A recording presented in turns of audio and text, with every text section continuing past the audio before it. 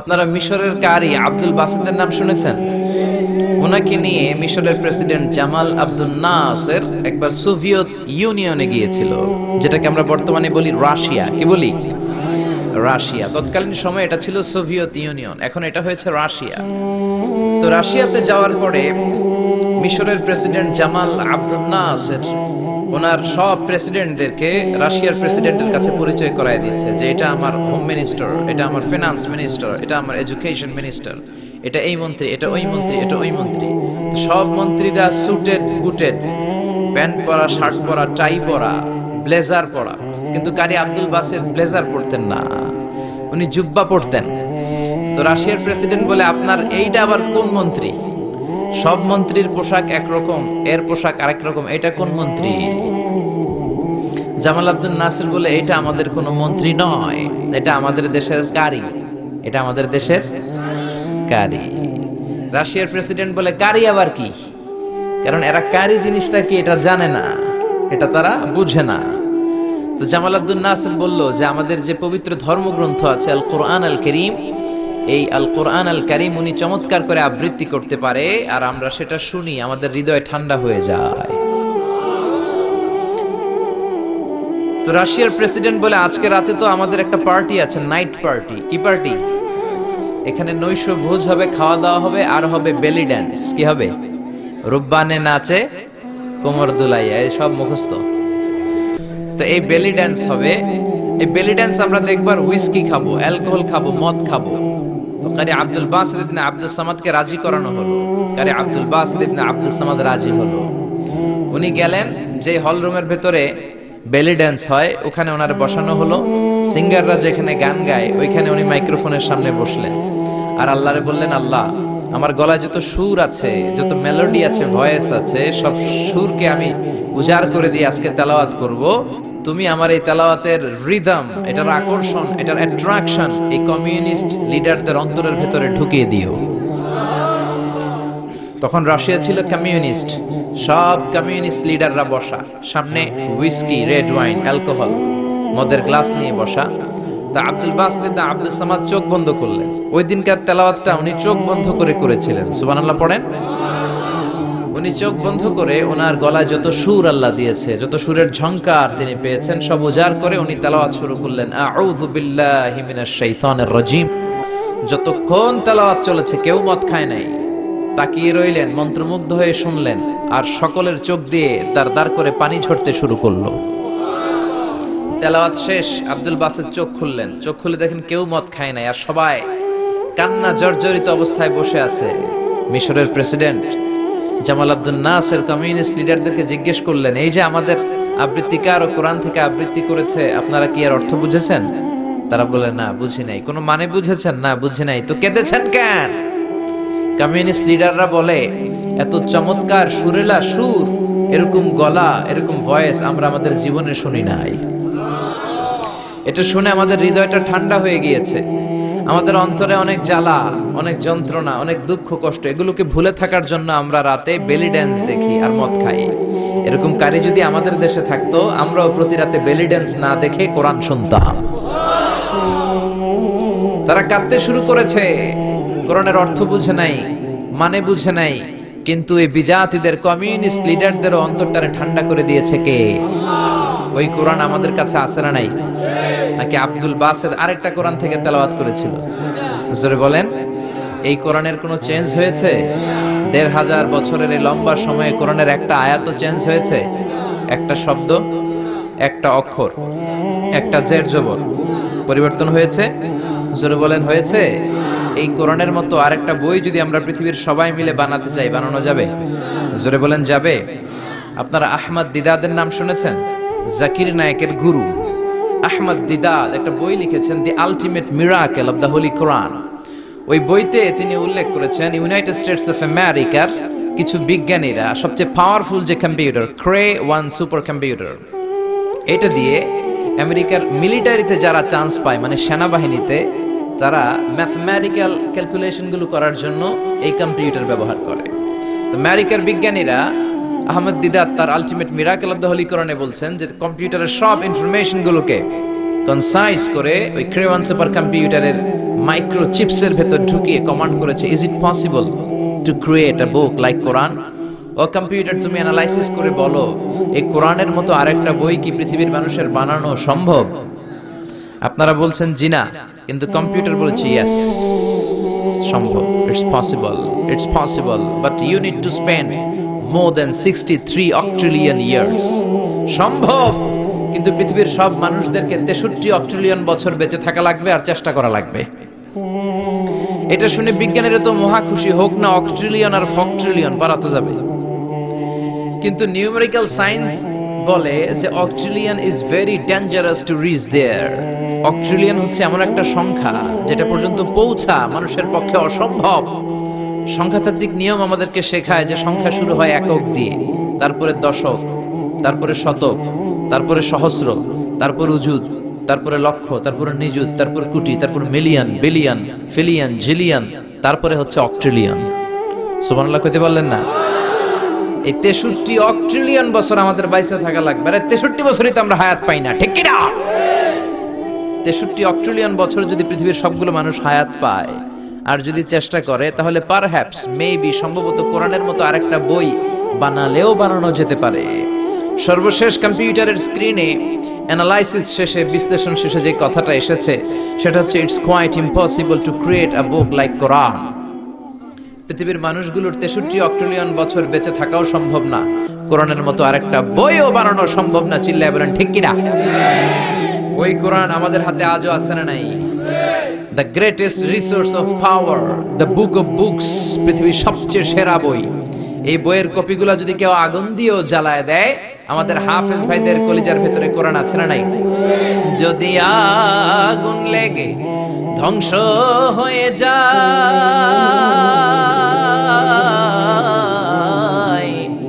ধ্বংস হয়ে যায়, যদি আগুন লেগে যায়, পুড়ে যায় পৃথিবীর সব বইয়ের দোকান, বিশ্ব থেকে হারাবে না পবিত্র কোরআন, বিশ্ব থেকে হারাবে না পবিত্র কোরআন। পড়েন আল্লাহু আকবার। এজন্য পৃথিবীর যত কোরআন আছে আগুন দিয়ে জ্বালায় দিলে পৃথিবী থেকে কোরআন দূর করা সম্ভব নয়, কারণ হাফেজ ভাইদের কলিজায় কোরআনকে সংরক্ষণ করেছে কে? কেউ যেটা পারে না, পারে কে? আজকে এই কোরআন থেকে আমরা কথা শুনবো, পড়েন ইনশাআল্লাহ। আরো জোরে পড়েন ইনশাআল্লাহ। আমি আমার মূল আলোচনায় যাওয়ার আগে আমাকে একটু করে বলা হয়েছে এই গ্রামের ভেতরে, এই এলাকাতে নাকি সুদের খুব দাপট। হ্যাঁ, সুদ খুব মজা লাগে না? তাই সুদ নিয়ে কিছু কথা আমরা শুনবো। রাজি আছেন তো? সবাই রাজি? সুদের সাথে ইসলামের কোনো সম্পর্ক? জোরে বলেন সম্পর্ক। সুদ আছে যেখানে মুমিন যাবে না। সুদ হচ্ছে পুঁজিবাদী অর্থনীতির হাতিয়ার। দমন নিপীড়নের মূল মাধ্যম হচ্ছে সুদ। এই সুদের কারণে যারা ধনী এরা শুধু ধনী হতে থাকে, আর যারা গরিব শুধু গরিবই হতে থাকে। ইসলাম চায় না যে রাস্তার এক পাশে পাঁচতলা আর এক পাশে থাকবে গাছতলা। চিল্লা এখন ঠিক কিনা? ইসলাম চায় কায়লা ইয়াকুনা দুলাতান বাইনাল আগনিয়া মিনকুম, সম্পদ যাতে ধনীদের হাতে কুক্ষিগত হয়ে না থাকে, সম্পদের তারল্য যাতে সবার হাতে পৌঁছে যায়। এজন্য ইসলাম সুদকে করেছে হারাম আর ব্যবসাকে করেছে হালাল। চিল্লায় পড়েন আল্লাহু আকবার। এজন্য রব্বুল আলামিন বলেন, ওয়া আহাল্লাল্লাহুল বাইআ ওয়া হারামার রিবা, আমি আল্লাহ তোমাদের জন্য সুদকে করলাম হারাম আর ব্যবসাকে করে দিলাম হালাল। সুবহানাল্লাহ। ব্যবসাকে হালাল করেছে কে? আর সুদকে হারাম করেছে কে? সুদের মধ্যে দেখা যায় অনেক লাভ, অনেক টাকা, অনেক বরকত, শুধু বেড়ে যায়। আল্লাহ বলে তোমাদের দৃষ্টিতে টাকা বেড়ে যায়, আমি আল্লাহর কাছে বাড়ে না।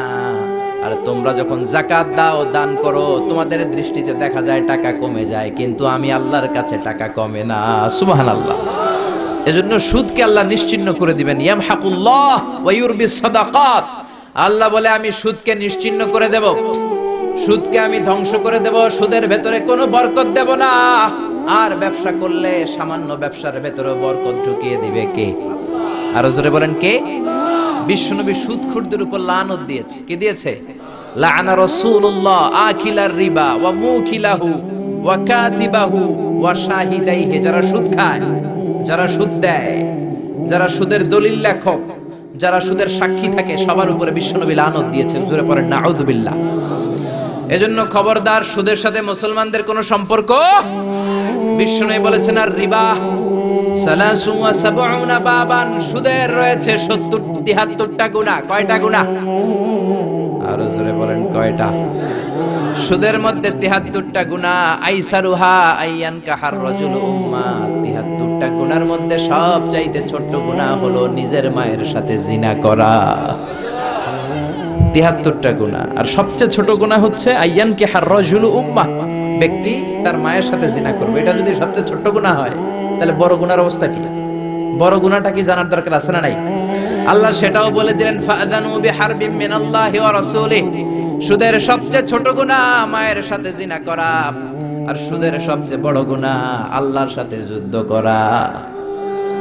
করবেন নি? পারা যাবে না আল্লাহর সাথে যুদ্ধে? সে আল্লাহ কবে থেকে ক্ষমতায় বসা? এখন তো আল্লাহ বুড়া হয়ে গেছে। হ্যাঁ, আল্লাহর ক্ষমতা কি আগের মতো আছে? জোরে বলেন আছে। এজন্য সুদের সবচেয়ে ছোট গুনাহ মায়ের সাথে জিনা, সবচেয়ে বড় গুনাহ কার সাথে? যুদ্ধ। আরো জোরে বলেন। এজন্য বিশ্বনবী বলতেন ইজতানিবু আস-সাবআল মুবিকাত, 7টা ঈমান বিধ্বংসী, আমল বিধ্বংসী কাজ থেকে তোমরা বেঁচে থাকবা। 1 নম্বরে হলো শিরক, আল্লাহর সাথে শিরক করবা না। 2 নম্বরে হলো মাতা পিতার সাথে অবাধ্যতা করা। 3 নম্বরে জাদু দেখানো, জাদু টোনা করা। 4 নম্বরে অন্যায় ভাবে কাউরে হত্যা করা। 5 নম্বরে এতিমের সম্পদ খাওয়া। 6 নম্বরে কোন নারীকে অন্যায় ভাবে জিনার অপবাদ দেওয়া। 7 নম্বরে সুদ খাওয়া। কি খাওয়া? এই 7টা কাজ করলে আপনার ঈমানটাকে ধ্বংস করে দিবে কে? চিল্লায় বলেন কে? এজন্য দুনিয়াতে যারা সুদ খায় তাদের সম্পদে কোনো বরকত নাই, তাদের শুধু রোগ আর রোগ, টেনশন আর টেনশন। আছে না নাই?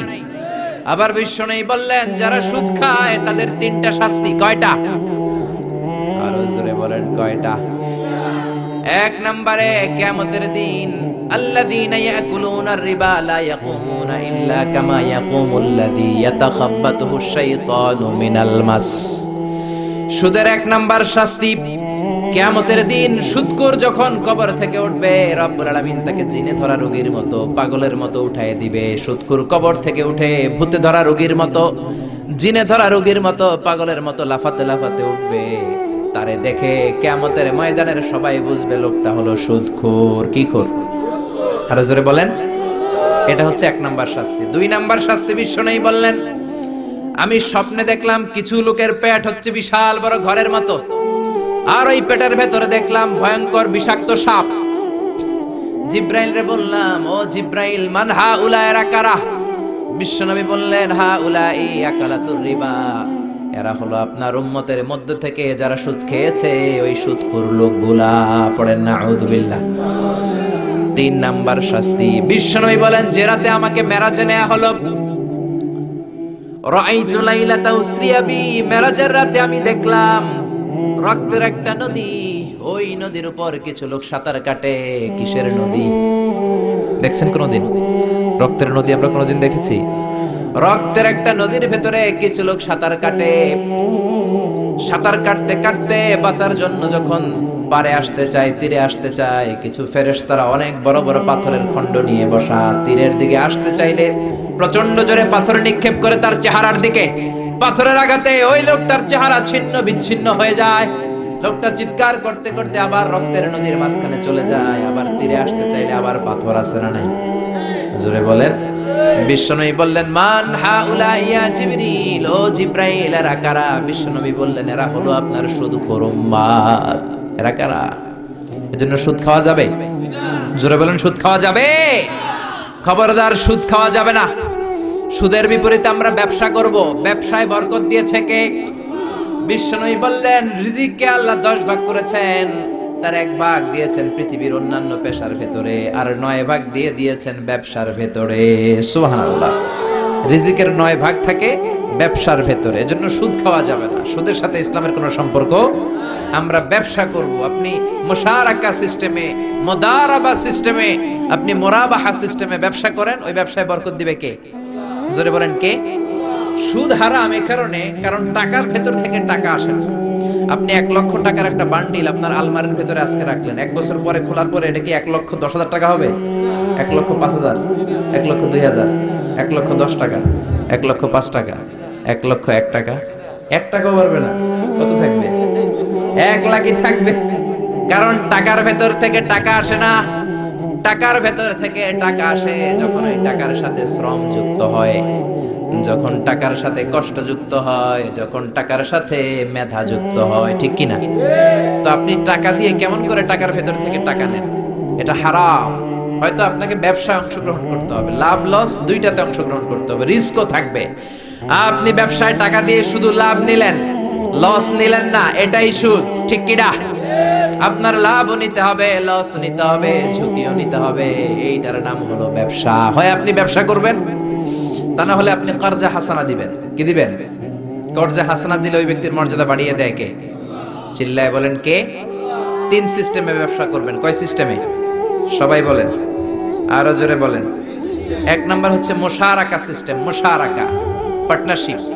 আমি আপনি শেয়ার, 3-4 জন মিলে শেয়ার, আমার টাকা আপনার টাকা, আর দুজনে মিলে ব্যবসা করব। আমার যদি ধরেন 4 লক্ষ টাকা হয়, আপনার যদি 6 লক্ষ টাকা হয়, তাহলে যেই লাভ হবে তার 60% নেবেন আপনি, 40% নেব আমি। লসও যদি হয় 60% আপনার উপর, 40% আমার উপর।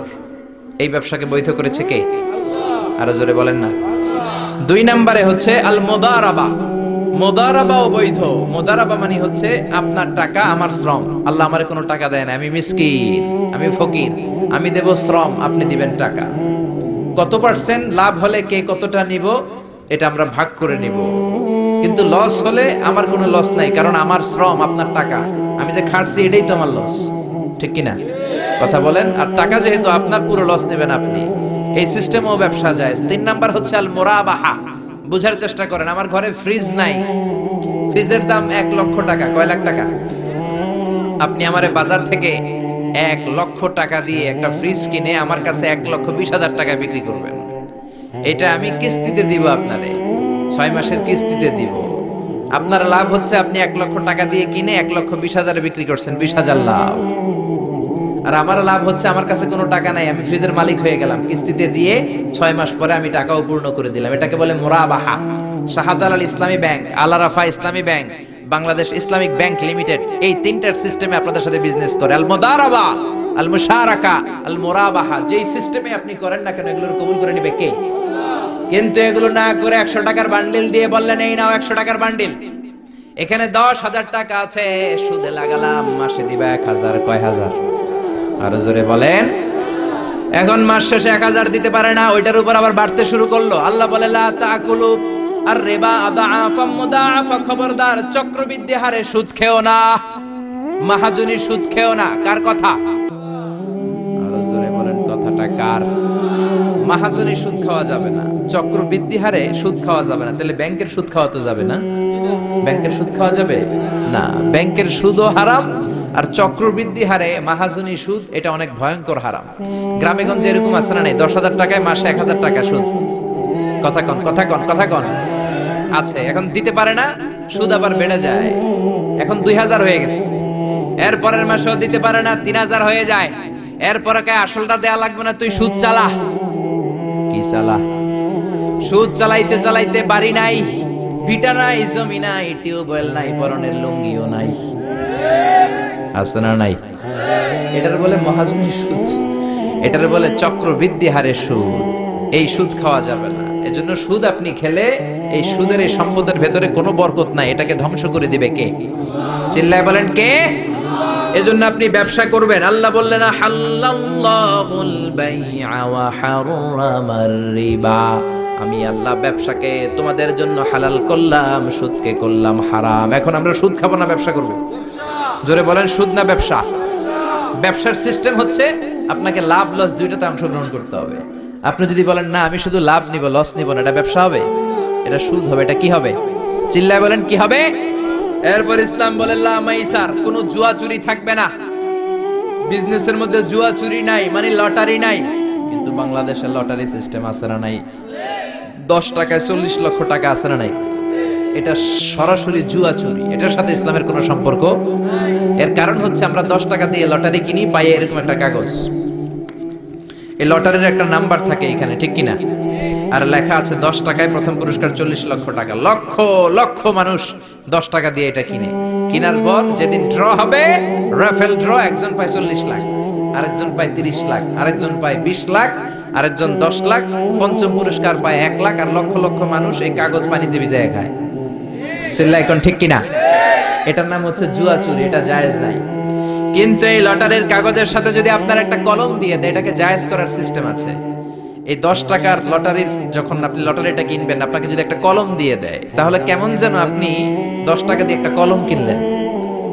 এটা ব্যবসা, এটা হচ্ছে ব্যবসার সুরা, এটা জায়েজ আছে না নাই? তার মানে লক্ষ লক্ষ মানুষ যখন লটারি কিনলো, সাথে পেল একটা কলম, এরপরে ড্র হওয়ার পরে একজন পাবে 40 লাখ, আরেকজন 30 লাখ, একজন 20 লাখ, আরেকজন 10 লাখ, আর লক্ষ লক্ষ সবাই পাইছে একটা করে কলম। তার মানে আমরা সবাই কিছু না কিছু পাইছি। সিল্লা এখন ঠিক কিনা? এই সিস্টেমে যদি করেন, তাহলে এটারে বৈধ করে দিবে কে? জোরে বলেন কে? এরপরে ইসলাম বলেন নো আনসার্টেইনটি। কোন ব্যবসার মধ্যে আনসার্টেইনটি থাকতে পারবে না, সুনিশ্চিত হতে হবে সবকিছু। লা দারারা ওয়ালা দারার ওয়ালা গারারা ফিল বাই। বেচা কিনার মধ্যে কোনো ধোঁকাবাজি থাকতে পারবে না, অনিশ্চয়তা থাকতে পারবে না। অনেকে উড়ন্ত কবুতর বিক্রি করে, আছে না নাই? কবুতর যারা পালেন, 10টা কবুতর আছে আপনার, আপনি দেখবেন সারাদিন কবুতর আকাশে উড়ার পরে বিকালে আবার বাসায় চলে আসে। আপনি বললেন এই যে 10টা কবুতর আকাশে উড়ে, এই 10টা কবুতর আপনার বিক্রি করে দিলাম, এক একটা 100 টাকা করে, 10টায় কত হয়? 1000 টাকা বিক্রি করে দিয়েছেন। এই বিক্রি শরীয়ত সম্মত হয় না। এর কারণ প্রতিদিন কবুতরগুলো বিকেল বেলা উড়ার পরে সন্ধ্যাবেলায় ফিরে, আজকে বিকেলে নাও ফিরতে পারে। যেরকম ঠিক কিনা? আজকে 10টা কবুতর যদি অন্যদিকে চলে যায়, 1000 টাকা নিয়ে কিলাকিলি আছে না নাই? ইসলাম বলে কিলাকিলির কোনো সুযোগ নাই। কবুতরগুলো নামবে, 10টারে তুমি ধরবা, কবজ করবা, তার হাতে হ্যান্ড ওভার করবা, তারপরে বিক্রি করবা। এটা জায়েজ করে দিবে কে? এরপরে পুকুরের মধ্যে মাছ থাকা অবস্থায় কেনা বেচা জায়েজ নাই। এরকম কেনা বেচা বাংলাদেশে আছে না নাই? আন্দাজে মানুষে শখের বসে কিনে ফেলে, পুকুরের মধ্যে বুদবুদ করতেছে, ভাবতেছে হাজার হাজার মাছ কিনছে, 10 লক্ষ টাকা দিয়ে কিনে ফেলছে। কই মাছের পুকুর, উঠায় দেয় 20 কেজি কই আর 50 কেজি কাঁকড়া আর 70 কেজি ব্যাং, আছে না নাই? এরপরে কিলাকিলি আছে না নাই? এজন্য ইসলাম বলে না, কবুতরটা হাতের মধ্যে কবজ করার পরে যেমনি বিক্রি করলাম, মাছগুলাও জাল দিয়ে তোলো, তারপরে গনে গনে বিক্রি করো, কবুল করে নিবে কে? গাভীর ওলানের মধ্যে দুধ রেখে বিক্রি করা জায়েজ নাই। ওলান এত ফিলা গেছে এরকম, এটা মনে হচ্ছে যে 20 কেজি, দহন করার পরে পাওয়া গেছে 5 কেজি, এরকম আছে না নাই? কারণ এটা দুধের কারণেও ফুলতে পারে, টিউমারেও ফুলতে পারে, ঠিক কি না? এজন্য ইসলাম বলে লা গারারা ফিল ইসলাম। ইসলামে কোনো গারারা নাই, ধোঁকাবাজি নাই, আনসার্টেনটি নাই, অনিশ্চয়তার মধ্য দিয়ে, হাওয়ার মধ্যে কোনো বিজনেস নাই। আগে জিনিসটা তোমার হাতে নাও, তারপরে বিক্রি করো, কবুল করে নিবে কে?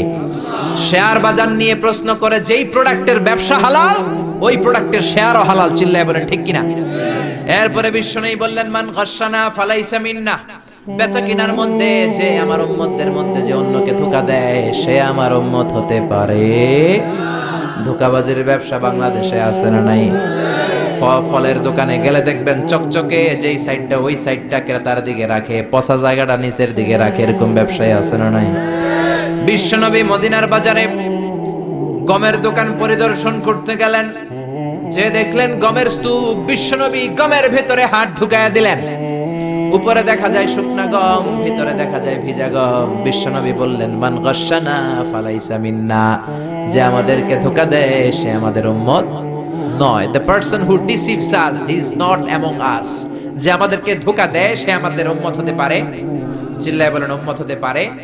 এজন্য ধোঁকাবাজি করে কোনো ব্যবসা করা যাবে? জোরে বলেন। আর সুদের সাথে আমাদের কোনো সম্পর্ক? চিল্লায় বলেন সম্পর্ক। সুদকে ধ্বংস করে দিবে কে? আর ব্যবসায় বরকত ঢুকিয়ে দিবে কে? বরকতে বিশ্বাস করেন তো? বিশ্বাস করেন? অল্পের ভেতরেও বরকত হতে পারে, 1000 কোটি টাকার মধ্যেও বরকত নাও থাকতে পারে। চিল্লায় বলেন ঠিক কিনা? এজন্য আজ থেকে সুদের সাথে আমাদের কোনো সম্পর্ক নেই। আমরা ব্যবসা করব মুশারাকা সিস্টেমে, মুদারাবা সিস্টেমে, মুরাবাহা সিস্টেমে ব্যবসা করব। অল্প প্রফিট হলো, এটার মধ্যে বরকত দিবে কে? আরো জোরে বলেন কে? আর সুদের ব্যবসা করবেন না তো? কারা কারা আজকে থেকে সুদের কোনো ব্যবসার সাথে জড়িত থাকবেন না? দুই হাত উঁচু করে আমার আল্লাহর দেখা। আল্লাহ আমাদের হাতগুলোকে তুমি কবুল করো।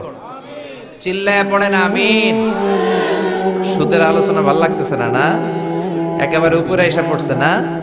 সুদের সাথে ইসলামের কোনো সম্পর্ক নাই। আল্লাহ সুদ থেকে আমাদেরকে বাঁচাক। আল্লাহ আমাদের হালাল রিজিকে বরকত দিক। আরো জোরে পড়েন আমিন। আমি আমার খুতবার শুরুতে সূরাতু বনী ইসরাইলের ছোট্ট একটা আয়াত তেলাওয়াত করেছি। আসুন এই আয়াতের আলোকে আপনাদের সাথে কিছু কথা শেয়ার করি, যদি আপনারা মনোযোগী হন।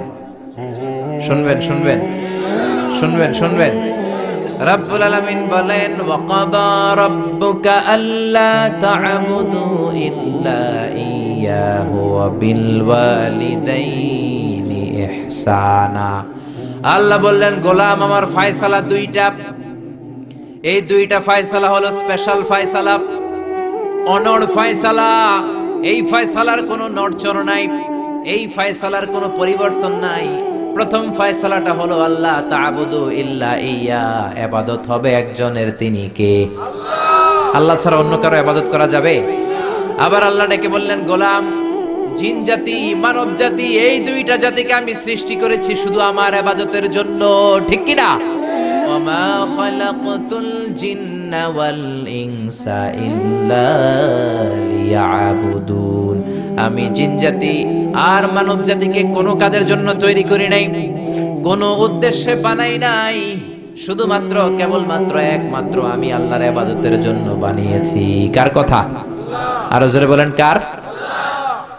আল্লাহ ছাড়া কারো ইবাদত করা যায় না। এই পৃথিবীতে যত নবী এসেছে, এই পৃথিবীতে যত রাসূল এসেছে, সব নবী রাসূলের একটাই দাওয়াত ছিল, তোমরা ইবাদত করবে একজনের, তিনি কে? ইয়া কওমি ইবুদুল্লাহা মা লাকুম মিন ইলাহিন গায়রু। ও আমার কওমের লোকেরা, ও আমার স্বজাতির লোকেরা, এক আল্লাহ ছাড়া অন্য কারো ইবাদত করো না। জিকির করতে হবে একজনের, চাইতে হবে একজনের কাছে, সেজদা দিতে হবে একজনকে, তিনি কে? আল্লাহ ছাড়া কাউরে সেজদা দেয়া যাবে? আমাদের দেশে মাজারে যে সেজদা আছে না নাই, এই মাজারের নামে যে ভণ্ডামি, এটার সাথে ইসলামের কোনো রিলেশন আছে? সম্পর্ক আছে? এই ভণ্ডামির সাথে ইসলামের কোনো সম্পর্ক? দো দিল বান্দা কালমা চোরে, না পায় শ্মশান না পায় ঘরে, দিন থাকিতে আইরে পথে ছাইড়া দে ভণ্ডামি ভণ্ডামি ভণ্ডামি ভণ্ডামি, ছাইড়া দে ভণ্ডামি, ঠিক কি না? নামাজ রোজা করে না ইবলিস শয়তানের নানা, এরকম আছে না নাই? নামাজ রোজা করে না ইবলিস শয়তানের নানা, ধর্মের একখান খুঁটি ধইরা কয়দিন করবা হয়রানি, ভণ্ডামি ভণ্ডামি ভণ্ডামি, ছাইড়া দে ভণ্ডামি, ঠিক কি না? এজন্য ভণ্ডামির সাথে যারা জড়িত আছো, ভণ্ডামি ছেড়ে দাও, আল্লাহওয়ালা হয়ে যাও। তোমার জীবনে বরকত দিবে কে? তোমার জন্য জান্নাতের দরজা খুলে দিবে কে? এজন্য রব্বুল আলামিন বলেন, ওয়াকাদা রাব্বুকা আল্লা তা'বুদু ইল্লা ইয়া ওয়া বিল ওয়ালিদাইনি ইহসানা। আমি আল্লাহর প্রথম ফয়সালা, ইবাদত হবে শুধুমাত্র কেবলমাত্র একজনের, তিনি কে? আমরা প্রত্যেক নামাজে সূরাতুল ফাতিহায় আল্লাহরে বলি, আল্লাহ ইহদিনাস সিরাতাল মুস্তাকিম, ও আল্লাহ আমাদেরকে সহজ সরল পথ দেখাও, সিরাতুল মুস্তাকিম দাও। আল্লাহ বলেন, আনি'বুদুনি হাযা সিরাতুম মুস্তাকিম, আমি আল্লাহর ইবাদত করো, এটাই সিরাতুল মুস্তাকিম। আল্লাহু আকবার। আপনি যদি আল্লাহর ইবাদত করেন, তাহলে আপনি বুঝবেন যে আপনি সিরাতুল মুস্তাকিমের উপর আছেন। আর যদি বুঝেন আল্লাহর ইবাদত ছেড়ে আপনি অন্যদিকে দৌড়াচ্ছেন, তার মানে হলো আপনি সিরাতুল মুস্তাকিমের উপর থাকার সৌভাগ্য অর্জন করতে পারেন নাই। চিল্লা এখন ঠিক কি না? এজন্য আল্লাহ বললেন, আল্লাহর ফয়সালা কয়টা? আরো জোরে বলেন, কয়টা? এক নাম্বার ফয়সালা, ইবাদত হবে শুধু একজনের, তিনি কে? এই ফয়সালার সাথে সবাই একমত? দ্বিমত কেউ নাই? কেউ নাই? দু একজন থাকতে পারে, কেউ নাই। আল্লাহ বললেন, আমার প্রথম ফয়সালা, ইবাদত হবে শুধু আমি আল্লাহর। দুই নাম্বার ফয়সালা, ওয়া বিল ওয়ালিদাইনি ইহসানা, ইহসান হবে মাতা পিতার সাথে, মানে ভালো আচরণ হবে মাতা পিতার সাথে। বুঝা গেল ইবাদত হবে আল্লাহর, ইহসান হবে মাতা পিতার। আল্লাহর সাথে, আল্লাহর জন্য আপনি ইবাদত করবেন আর মাতা পিতার প্রতি আপনি ইহসান করবেন। ইহসান মানে সদাচরণ, ইহসান মানে খেদমত, ইহসান মানে তাদের জন্য খরচ করা, ইহসান মানে আপনার সব সম্পদ তাদের পায়ের সামনে, আপনার সব ক্ষমতা তাদের পায়ের সামনে বিলিয়ে দেয়া, বিছিয়ে দেয়া। চিল্লায় এখন ঠিক কিনা? এজন্য আল্লাহ বললেন আমার 2 নাম্বার ফয়সালা, ওয়া বিল ওয়ালিদাইনি ইহসানা, মাতা পিতার সাথে ইহসান করবা। আমরা বললাম আল্লাহ আপনার জন্য ইবাদত হবে, এটা আমরা বুঝলাম, মাতা পিতার সাথে ইহসান কেমন করে হবে এটা আমরা বুঝলাম না। আল্লাহ বললেন ইহসান কাকে বলে যদি না বোঝো তাহলে বুঝে নাও, ইম্মা ইয়াবলুগান্না ইনদাকাল কিবারা আহাদুহুমা আও কিলাহুমা ফালা তাকুল লাহুমা উফ। আল্লাহ নিজেই ইহসানের ব্যাখ্যা দিচ্ছেন। আল্লাহ বললেন ইহসানের প্রথম তাফসীর হলো আব্বা আম্মা একজন কিংবা দুইজন যখন বার্ধক্যে উপনীত হয়ে যায়, যখন বয়সে পৌঁছে যায়, খবরদার তাদের কোনো কাজে তুমি নাক ছিটকাতে পারবা না, তাদের কোনো কাজে নাক ছিটকাতে পারবে না, তাদের কোনো কাজে উহ আহ এমনকি উফ শব্দটাও বলা যাবে না। চিল্লা এখন ঠিক কিনা? কারণ আমরা যখন ছোট ছিলাম বাবা মারে কষ্ট দিয়েছি কি দেই নাই? আপনার কত বছর আগের ঘটনা মনে আছে? আপনার বয়স যখন 3 তখন আপনি কি করছিলেন মনে আছে? তো ওইটাই যদি মনে না থাকে, বয়স যখন 2 ছিল ওগুলা মনে আছে? বয়স যখন 1 ছিল ওগুলো মনে আছে? জ্বালাতনটা তো ওই সময় বেশি করছে। চিল্লা এখন ঠিক কিনা? শীতের রাত, আমাকে নিয়ে আমার মা ঘুমালো, আমাকে রেখেছে ডান দিকে, পেশাব করে ডান পাশটা আমি ভিজিয়ে দিয়েছি। আমার মা আমাকে ঘর থেকে বের করে দেয় নাই, শীতের রাতে বাম দিকে আমাকে শোয়ালো। কনকনে মাঘ মাসের শীতের রাতে বাম পাশটাতেও পেশাব করে ভিজিয়ে দিলাম, আমার মা আমারে ঘর থেকে বের করে দেয় নাই। আমার মা তার বুকের মাঝখানে রেখে ঘুমাতে শুরু করেছে। মাঘ মাসের শীতের রাত, রাত 3টার দিকে পেশাব করে মায়ের বুকটাও আমি ভিজিয়ে দিয়েছি, জামাটাও ভিজিয়ে দিয়েছি। মা 3টার দিকে উঠে নতুন শাড়ি পরে, নতুন জামা পরে, আগের ভিজা পেশাব মাখানো জামাটাকে চেঞ্জ করে আবার আমাকে নিয়ে ঘুমিয়েছে। আমাকে ঘর থেকে বের করেছে নাকি? জোরে বলেন। এজন্য আল্লাহ বুঝাতে চাইলেন, গোলাম ছোট্টবেলা যেমনি কষ্ট দিয়েছো, মা বাবা রেগে যায় নাই, তোরে লাথি মেরে ঘর থেকে তাড়ায় দেয় নাই, তোরে এতিমখানায় দেয় নাই। মা বাবা বয়সে যখন উপনীত হয়ে যায়, বার্ধক্যে যখন পৌঁছে যায়, ওই মা বাবারে খবরদার বৃদ্ধাশ্রমে দিয়ে আসবি না। বৃদ্ধাশ্রম বাংলাদেশে আছে না নাই? ছেলে আমার মস্ত মানুষ, মস্ত অফিসার, মস্ত ফ্ল্যাটে যায় না দেখা এ পারে ও পার, নানান রকম জিনিস আর আসবাব দামি দামি, সবচেয়ে কম দামি ছিলাম একে মাত্র আমি। ছেলের আবার আমার প্রতি অগাধ সম্ভ্রম, আমার ঠিকানা তাই বৃদ্ধাশ্রম। ঠিক কিনা? অনেক কপাল পোড়া আছে, ডাকাত আছে। মা বাবা বার্ধক্যে উপনীত হওয়ার পরে তাদের কর্মকাণ্ডে নাক ছিটকায়, ঘরে আর বাবা মারে রাখতে মনে চায় না, বৃদ্ধাশ্রমে রেখে আসে। এরকম ডাকাত আছে রাড়াই। বাবা মারে বৃদ্ধাশ্রমে দেয়া যাবে? চিল্লায় বলেন দেয়া যাবে? যেই বেয়াদব গুলো, যেই ডাকাত গুলো মার বাবারে বার্ধক্যে উপনীত হলে, বয়স হয়ে গেলে বৃদ্ধাশ্রমে দিয়ে আসে, ওই বেয়াদবটা বুড়া হলে ওর কপালে বৃদ্ধাশ্রম জুটবে না। চিল্লা এখন ঠিক কিনা? ভাঙ্গা থালা হাতে নিয়ে তুই ভিক্ষা করে খাবি। চিল্লা এখন ঠিক কিনা? আল্লাহ বললেন আমার 2 নাম্বার ফয়সালা, ওয়া বিল ওয়ালিদাইনি ইহসানা, মাতা পিতার সাথে ইহসান করবা। ইহসানের প্রথম ব্যাখ্যা, ইম্মা ইয়াবলুগান্না ইনদাকাল কিবারা আহাদুহুমা আও কিলাহুমা ফালা তাকুল লাহুমা উফ। মা বাবার একজন কিংবা দুইজন যদি বার্ধক্যে উপনীত হয়ে যায়, খবরদার মা বাবারে বৃদ্ধাশ্রমে দিও না। মা বাবা পেশাব করে দিতে পারে, পায়খানা করে দিতে পারে, তোমাকে যেমনি পরিষ্কার করে আদর যত্ন করেছে তুমিও পরিষ্কার করবা, মা বাবার খেদমত করবা, তোমার জীবনটারে উজালা করে দিবে কে? আল্লাহ বললেন ইহসানের 2 নাম্বার ব্যাখ্যা, ওয়ালা তানহারহুমা, মা বাবারে ধমক দিও না। অনেক বেয়াদব ছেলে মেয়ে আছে, মা বাবার সাথে ঝিড়কি দিয়ে কথা বলে, ধমক দিয়ে কথা বলে, এলাকার লোকদের সাথে যখন কথা বলে ভদ্র ভাষায় কথা বলে, ঘরে ঢুকলে মায়ের গালি দেয়, আছে না নাই? বাবারে ডাকে বুড়া, মারে ডাকে বুড়ি, আছে না নাই? তুমি কেমন করে মায়ের বুড়ি ডাকো, বাবারে বুড়া ডাকো? তোমার বাপ মা তো বুড়া হয়েছে তোমার কারণে। তোমারে মানুষ করতে যে তোমার মা বাবা তাদের জীবন যৌবন হারিয়েছে। তোমারে মানুষের মতো মানুষ করতে যে তারা তাদের জমি হারিয়েছে। তোমারে বিদেশ পাঠাতে যে তারা তাদের ভিটেমাটি হারা হয়েছে। যেই বাবা মা তোমার জন্য সব কিছু ছেড়েছে, খবরদার ফালা তানহারহুমা, ওই বাবা মারে ধমক দিবা না। কার কথা? চিল্লায় বলেন কার? এরপর আল্লাহ বললেন ওয়ালা তানহারহুমা ওয়া কুল লাহুমা কওলান কারীমা, তাদেরকে ধমক দিবা না, বরং তাদের সাথে ভালো আচরণ করবা, কোমল ভাষায় কথা বলবা।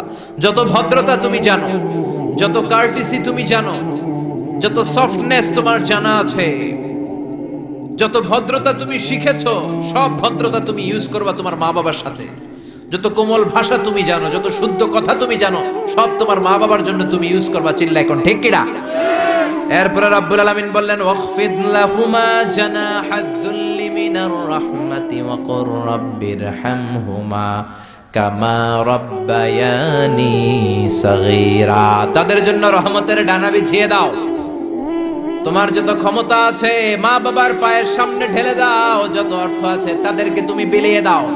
আর বাবা মা একজন কিংবা দুইজন যদি দুনিয়া ছেড়ে বিদায় নেয়, তাদের কবরের সামনে দাঁড়িয়ে চোখের পানি ছেড়ে পড়তে আরম্ভ করে দাও রব্বিরহামহুমা কামা রাব্বায়ানি সাগীরা ওয়া কুর রাব্বিরহামহুমা কামা রাব্বায়ানি সাগীরা। ও আল্লাহ, ছোট্টবেলা বাবা মা যেমনি আমার আদর দিয়ে সোহাগ দিয়ে কাছে টেনে নিয়েছে, কিয়ামতের দিন কবরের ভেতরে তুমিও আমার বাবা মারে আদর করে কাছে টেনে নিও। পড়ে না আমিন? চিল্লায় পড়ে না আমিন? এজন্য ইবাদত হবে একজনের, তিনি কে? আর ইহসান হবে কার সাথে? এজন্য মা বাবার দোয়ার দরকার আছে না নাই? পৃথিবীর যত আল্লাহর ওলি আছে, যত পীর সাহেব আছে, সবাই এই পুরো কোরআন খতম করে যদি একটা গ্লাসের পানির মধ্যে ফু দেয়, আর আপনার আম্মা শুধু বিসমিল্লাহ বলে আরেকটা গ্লাসের পানির ভেতরে ফু দেয়, আল্লাহর কসম আপনার মায়ের দোয়াটা আগে কবুল হয়ে যাবে। এজন্য মা বাবার খেদমত করেন। আপনার বড় পীর সাহেব হলো আপনার বাবা, আপনার বড় পীর সাহেব হলো আপনার মা।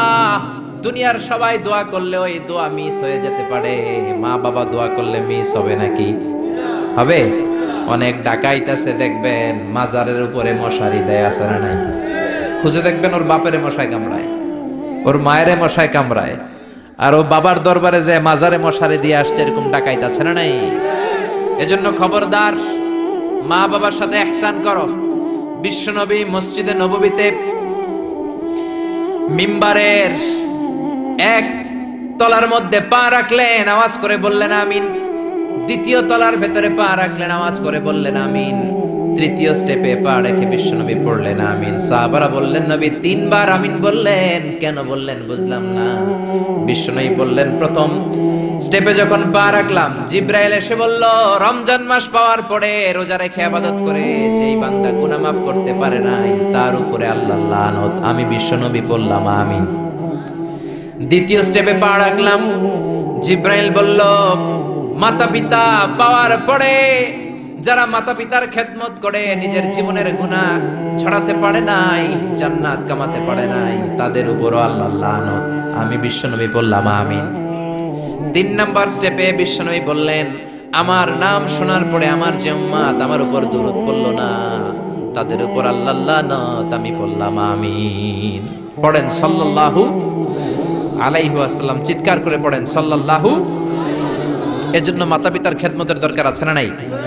গোটা বিশ্বটা একদিকে, মায়ের দোয়া আরেকদিকে। চিল্লায় বলেন ঠিক কিনা? আপনি বুলেট মারলে বুলেট মিস হতে পারে, ড্রোন হামলা করলে মিস হতে পারে, মায়ের দোয়া মিস হবে? জোরে বলেন মিস হবে? এক সাহাবী বলল নবী আইয়ুল আমালি আফদাল, সবচেয়ে সেরা আমল কোনটা? বিশ্বনবী বললেন সবচেয়ে সেরা আমল হলো সালাতু ফি ওয়াক্তিহা, সময় মতো নামাজ পড়া। 2 নম্বরে বললেন বিররুল ওয়ালিদাইন, মাতা পিতার খেদমত করা। 3 নম্বরে বললেন আল জিহাদু ফি সাবিলিল্লাহ, আল্লাহর রাস্তায় জিহাদ করা। তার মানে পৃথিবীর শ্রেষ্ঠতম 3টা আমলের মধ্যে মাতা পিতার খেদমতের আমলটাও আছে না নাই? মাতা পিতার খেদমত এটা সবচেয়ে ভালো আমল। আরেক হাদিসে বিশ্বনবী বললেন এটা জিহাদের চেয়ে বেশি সওয়াবওয়ালা। এক সাহাবী বললেন, নবী আস্তাযিনুকাল জিহাদ, আমি জিহাদে যেতে চাই, অনুমতি দেন। বিশ্বনবী বললেন, তোমার বাবা মা কেউ বেঁচে আছে নাকি? সাহাবী বললেন, বেঁচে আছে। বিশ্বনবী বললেন, ফাফিহিমা ফাজাহিদ, যাও বাবা মার খেদমত শুরু করে দাও। বাবা মার খেদমত করলে ঘরে বসেই জিহাদের সওয়াব পাবা, ঘরে বসেই জিহাদের সওয়াব পাওয়া যাবে। রিদার রাব্বি ফি রিদাল ওয়ালিদ ওয়া সাখাতুহু ফি সাখাতিল ওয়ালিদ। বাবা মা খুশি তো আরশের মালিক খুশি, বাবা মা না খুশ তো আরশের মালিকও না খুশ। চিল্লা এখন ঠিক কি না?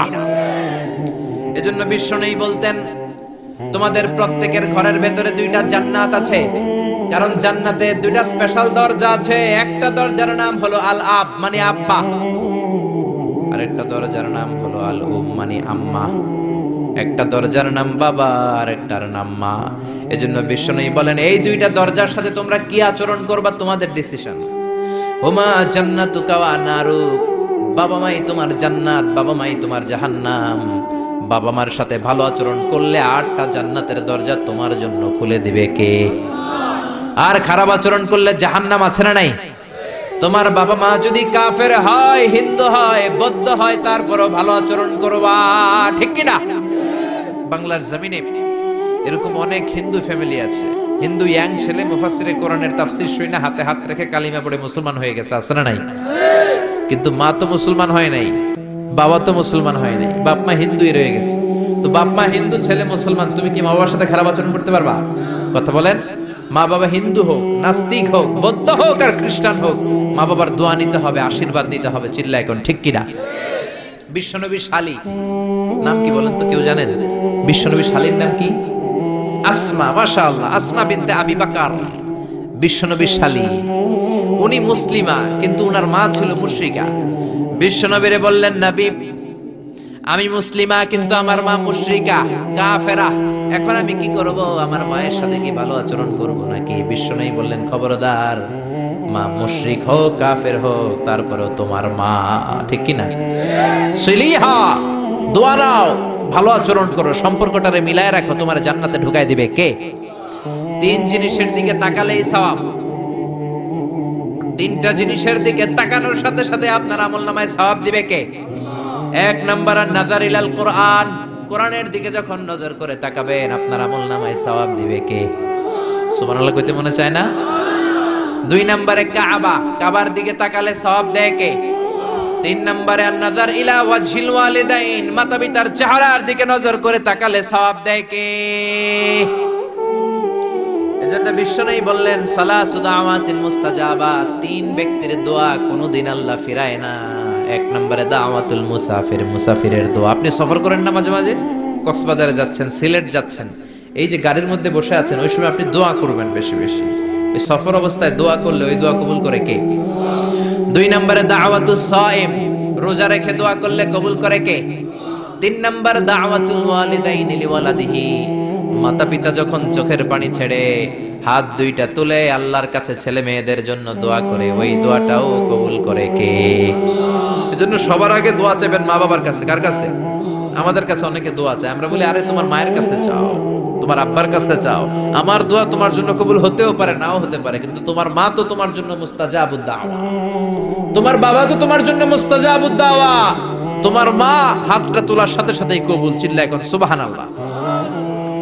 একজন বাবা এবং মা ছেলে মেয়েদের জন্য কতটা কষ্ট সহ্য করে, কতটা জ্বালা যন্ত্রণা সহ্য করে, বাবা মা না হওয়ার আগে এটা কেউ বুঝবে? আপনি শুধু ওয়াজ শুনতে পারবেন, কিন্তু বুঝবেন তখন যখন একটা ছেলে হবে, যখন একটা মেয়ে হবে, ঠিক কি না? এজন্য বিশ্বনবী বলতেন, আল জান্নাতু তাহতা আকদামি উম্মাহাতিকুম, ও দুনিয়ার মানুষেরা শোনো শোনো, যেই জান্নাতের জন্য তোমরা পাগল, যেই জান্নাতের বর্ণনা শুনলে তোমাদের হৃদয় ঠান্ডা হয়ে যায়, যেই জান্নাতে যাওয়ার জন্য তোমরা ইবাদত করো, ওই জান্নাত থাকে তোমাদের মায়ের পায়ের তলায়। এই দুনিয়ার পুরুষ মানুষদের পায়ের নিচে থাকে জুতা, জুতার নিচে থাকে বালি, আর এই দুনিয়ার এক একটা মহিলার পায়ের নিচে থাকে তার ছেলে মেয়েদের জান্নাত।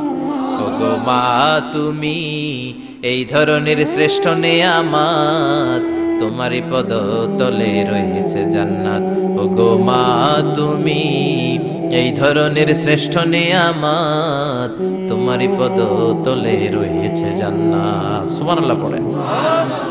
এই পৃথিবীটারে 100 বার বিক্রি করলে যে টাকা হবে, ওই টাকা দিয়ে জান্নাতের একটা চেয়ারের দাম হবে? সবাই বলেন হবে না। আচ্ছা, এই পৃথিবীটারে 5000 বার বিক্রি করলে যেই মূল্য বা টাকা পাওয়া যাবে, ওই টাকা দিয়া জান্নাতের একটা টেবিল কিনা যাবে? আর যেই 8টা জান্নাত মায়ের পায়ের নিচে পড়ে আছে, ওই পা দুইটার দাম আল্লাহর কাছে বেশি না কম?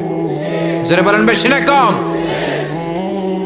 এই জন্য এক সাহাবী বললেন, নবী মান আহাক্কু বিহুসনি সাহাবাতি ইয়া রাসূলুল্লাহ, এই দুনিয়ায় এত মানুষ, এত বন্ধু, এত সাহাবী, এত লোক, কার সাথে ভালো আচরণ করব? বিশ্বনবী বললেন, উম্মুকা, তোমার মায়ের সাথে। সুম্মা মান, তারপরে কার সাথে? তোমার মায়ের সাথে। তারপরে কার সাথে? তোমার মায়ের সাথে। 3 বার। আর এক হাদিসে আছে 4 বার বললেন তোমার মায়ের সাথে, 5ম বার বললেন তোমার পিতার সাথে। সুবহানাল্লাহ। মায়ের মর্যাদা 4 গুণ বেশি। কয় গুণ? এর কারণ আল্লাহ কোরআনে বলে দিলেন সূরা লোকমানে, হামালাতু উম্মুহু, মায়ের মর্যাদা এত বেশি হওয়ার কারণ হলো, বাবা তোমারে পেটে ধরে নাই, পেটে ধরেছে কে? ওয়াহানান আলা ওয়াহান, 10 মাস 10 দিন বাবা কষ্ট সহ্য করে নাই, করেছে কে? ওয়াফিসালুহু ফি আমাইন, 2 বছর বাবা তোমারে দুধ খাওয়ায় নাই, দুধ খাওয়ালো কে? কত লিটার দুধ, কত গ্যালন দুধ, কত কেজি দুধ মায়ের বুক থেকে আপনি খেয়ে খেয়ে সাবার করছেন 2 বছরে, কোনো হিসাব আছে? জোরে বলেন। বিশ্বনবী বললেন, লাউ কাতা'তা জিলদাক, তোমার চামড়াটা কেটে কেটে রোদে শুকিয়েও যদি মায়ের 2 পায়ের 2টা জুতা বানিয়ে দাও, ছোট্টবেলায় 1 ঢোক দুধ যে তুমি খেয়েছো, সেই 1 ঢোক দুধের শোধ আদায় হবে নাকি? মায়ের একেধারে দুধের দাম, কাটিয়া গায়ের চাম, বাপস বানাইলেও ঋণের শোধ হবে না। এমন দরদি ভাবে কেউ হবে না আমার মা, এমন দরদি ভাবে কেউ হবে না আমার মা গো। পড়েন না আল্লাহু আকবার। বিশ্বনবীর সাহাবী নাম হলো আলকামা। কি নাম? সবাই বলেন কি নাম? আলকামা বিশ্বনবীর সাহাবী। ইন্তেকালের আগে আলকামার জিহ্বা দিয়ে কালেমা বের হয় না। 3 দিন যাবত বিছানায় পড়ে আছে, মুমূর্ষ, মরে যাবে, কিন্তু জিহ্বা দিয়ে কালেমা বের হয় না। বিশ্বনবী বলেছেন, লাকিনু মাউতাকুম লা ইলাহা ইল্লাল্লাহ, তোমরা মরণের আগে তোমাদের মুমূর্ষ রোগী মৃতদের সামনে লা ইলাহার তালকিন দাও। যখন দেখবেন আপনার চাচার রুহুটা বের হয়ে যাচ্ছে, দাদার রুহুটা বের হয়ে যাচ্ছে, বাবার রুহু বের হয়ে যাচ্ছে, তার শিয়রের সামনে, কানের সামনে বসে পড়তে আরম্ভ করবেন, লা ইলাহা লা ইলাহা ইল্লাল্লাহু মুহাম্মাদুর রাসূলুল্লাহ সাল্লাল্লাহু। কিন্তু বলবেন না এই কালেমা পড়ো, কালেমা পড়ো, কালেমা পড়েন, কালেমা পড়েন, এগুলো বলবেন না। শুধু তালকিন দিবেন, ওটা থেকেই উনি বুঝবেন। কারণ মৃত্যুর একটা কষ্ট আছে না নাই? মৃত্যুর যন্ত্রণায় সে অস্থির, আপনি জোরাজুরি করতেছেন কালেমা পড়, সে যদি বলে না পড়বো না, ঝামেলা আছে না নাই? এজন্য কানের সামনে শুধু তালকিন দিবেন। বিশ্বনবী বললেন, লাকিনু মাউতাকুম লা ইলাহা ইল্লাল্লাহ, তোমাদের মৃতদের সামনে, মুমূর্ষদের কানের সামনে শুধু লা ইলাহা পড়বা। ওনার বিবি, ওনার আত্মীয়রা আলকামা নামক সাহাবীর কানের সামনে লা ইলাহা পড়ে, 3 দিন ধরে কালেমা বের হয় না। কখন যেন মরে যায়, বিশ্বনবীর কাছে পাঠানো হলো। বিশ্বনবী সুহাইব আর বেলাল 2 জন সাহাবীকে পাঠালেন। তারা যেও কালেমার তালকিন দিল, কিন্তু মুখ দিয়ে কালেমা বের হয় না। বিশ্বনবী আলকামার বিবিরে ডেকে পাঠালো, বিবি, আলকামার বিবি, তোমার স্বামী কেমন ছিল? বলে, আমার স্বামী অনেক বড় আল্লাহর ওলি ছিল, নামাজ ছাড়তো না, তেলাওয়াত ছাড়তো না, জিকির ছাড়তো না। বিশ্বনবী বললেন, আলকামার বাবা মা কেউ বেঁচে আছে নাকি? বিবি বলে, আলকামার মা বেঁচে আছে, ডাকো। আলকামার মা আসার পরে বিশ্বনবী বললেন, আপনার ছেলে কেমন ছিল? নামাজ পড়তো নাকি, রোজা করতো নাকি, জিকির করতো নাকি? আলকামার মা বলে, সবই করতো। আপনার সাথে কেমন আচরণ করতো? এটা বলার পরে মা আর কথা বলে না, শুধু চোখের পানি ছাড়ে। আলকামার মা বলে, নবী, আলকামার ব্যাপারে আমার মনে অনেক দুঃখ, কোনোদিন আমার কথা শুনে নাই, শুধু বিবির কথা শুনতো, বউরে প্রাধান্য দিত, আমার যত্ন নিত না, আমার কথা বেশি শুনতো না, এজন্য আমার মনে আলকামার ব্যাপারে অনেক জ্বালা। বিশ্বনবী বললেন, আপনার ছেলেরে মাফ করে দেন। রাগের চোটে আলকামার মা বলে, না, আমি মাফ করব না। বিশ্বনবী বললেন, ও সাহাবারা, লাকড়ি আনো, আগুন জ্বালাও, আলকামারে আমরা আগুনের উপর নিক্ষেপ করব। আগুন চালানো হলো, সব সাহাবারা আলকামাকে ধরে আগুনের মধ্যে ফেলবে। ইন দা মিন টাইম দুঃখিনী মা বিশ্বনবীর পায়ের সামনে এসে বলে, ও নবী, আমার কলিজার টুকরাটারে আগুনে ফেলবেন না। ও নবী, আমার মনে আর কোনো জ্বালা নাই, আমার মনে আর কোনো দুঃখ নাই। আলকামা তো আমার নার ছেড়া ধন। 10 মাস 10 দিন আমার পেটে ছিল, আমার দেহ থেকে নিউট্রিশন নিয়ে, খাদ্য পুষ্টি নিয়ে আলকামা বড় হয়েছে। বেয়াদবি করেছে, কি হয়েছে? আমি আলকামারে মাফ করে দিলাম গো নবী। আলকামার মাপ, আলকামা শিওরের সামনে দাঁড়িয়ে যখন মাফ করার ঘোষণা দিয়েছে, বিশ্বনবী সাক্ষী, সাহাবারা দাঁড়িয়ে আছে। আলকামা চিৎকার করে পড়তে আরম্ভ করলো, লা ইলাহা ইল্লাল্লাহু মুহাম্মাদুর রাসূলুল্লাহ সাল্লাল্লাহু আলাইহি ওয়াসাল্লাম। আল কালিমা তাইয়্যিবা চিৎকার করে পড়ার সাথে সাথে তার রূহ কবজ হয়ে গেল। চিল্লায় পড়েন আল্লাহু আকবার। এজন্য মায়ের দোয়া বড় দোয়া, বাবার দোয়া বড় দোয়া। মা বাবা দোয়া করলেও কবুল, বদদোয়া করলেও কবুল। মা বাবার শুধু যদি দোয়াটাই কবুল হতো তাহলে টেনশন নাই, দোয়া করে না তো কি হইছে। কিন্তু বদদোয়া করলেও কবুল করে নেয় কে? আল্লাহ। দোয়া করলেও কবুল, বদদোয়া করলেও। সাইয়েদনা ইব্রাহিম আলাইহিস সালাম সাইয়েদনা ইসমাঈল আর হাজরাকে, আরবিতে নাম হলো হাজার, রেখে গেলেন মক্কায়। উনার বিবি হাজরা ইন্তেকাল করলো, ছোট্ট দুধের শিশু, উনার পায়ের ধাক্কায় জামজামের পানি বের হলো, বড় হতে লাগলেন। শৈশব পেরিয়ে কৈশোর, কৈশোর পেরিয়ে যৌবন, তাগড়া যুবক। তখন জুরহুম নামক একটা কওমের একটা মেয়েকে তিনি বিয়ে করলেন। বিয়ে করে সুখের সংসার শুরু করলেন আল্লাহর আদেশে। অনেক পরে সাইয়েদনা ইব্রাহিম তার কলিজার টুকরা ইসমাইলের বাড়িতে বেড়াতে গেল। কার বাড়িতে? কে গেল বেড়াতে? সাইয়েদনা ইব্রাহিম বেড়াতে গেলেন। যাওয়ার পরে দেখে সাইয়েদনা ইসমাইল ঘরে নাই। দরজার বাইরে থেকে সালাম দিলেন, আসসালামু আলাইকুম। এটা কিন্তু প্রামাণ্য বর্ণনা দিচ্ছি আমি বুখারী থেকে, বুখারীর বর্ণনা, এটা গল্প না। দরজার বাইরে থেকে সালাম দিলেন, আসসালামু আলাইকুম। ভেতর থেকে কর্কশ গলায়, ঝাঁঝালো কণ্ঠে, কণ্ঠের মধ্যে কোনো মায়া নাই, দয়া নাই, এরকম একটা কণ্ঠের মেয়ে উত্তর করে বলল, ওয়া আলাইকুমুস সালাম। সাইয়েদনা ইব্রাহিম জিজ্ঞেস করলো, কাইফা হালুকি ইয়া উম্মি, ও মা তুমি কেমন আছো? মেয়ে কয়, বেশি ভালো না। সংসার কেমন চলে? সুবিধার না। খাওয়া দাওয়া ঠিক মতো হয়নি না, কিচ্ছু হয় না। আমনে কেডা? সাইয়েদনা ইব্রাহিম বলে, আমি কে তোমার জানার দরকার নাই। ইদা জা যাওজুকি মিনাল গাবা, স্বামী যখন তোমার বন থেকে শিকার করে ফিরবে, ফাকরাই আলাইহিস সালাম, তোমার স্বামীরে আমার পক্ষ থেকে একটা সালাম দিবা। ও মুরিহি আইয়াগাইরা আতাবাতা বাবিহি, বলবা ঘরের দরজার চৌকাঠটা যেন পাল্টে ফেলে। সাইয়েদনা ইব্রাহিম চলে গেলেন। বিকেল বেলা জঙ্গল থেকে শিকার করে সাইয়েদনা ইসমাইল ঘরে ফিরলেন। ঘরে ফেরার পর বিবি বলে, একটা বুড়া আইছিল। বুড়া? কে আইছিল? সাইয়েদনা ইসমাইল বলে, বুড়া? বুড়া মানুষ আবার আমার ঘরে আসবে কেন? কেন আসছে? আপনারে সালাম দিছে। ওয়ালাইকুম আসসালাম। আর কি বলছে? বলেছে আপনি যেন ঘরের দরজার চৌকাঠ পাল্টে ফেলেন। ও মিয়া, চোর বোঝে চোরের সিগন্যাল, পুলিশ বোঝে পুলিশের সিগন্যাল, নবী বোঝে নবীর সিগন্যাল। ঠিক কিনা?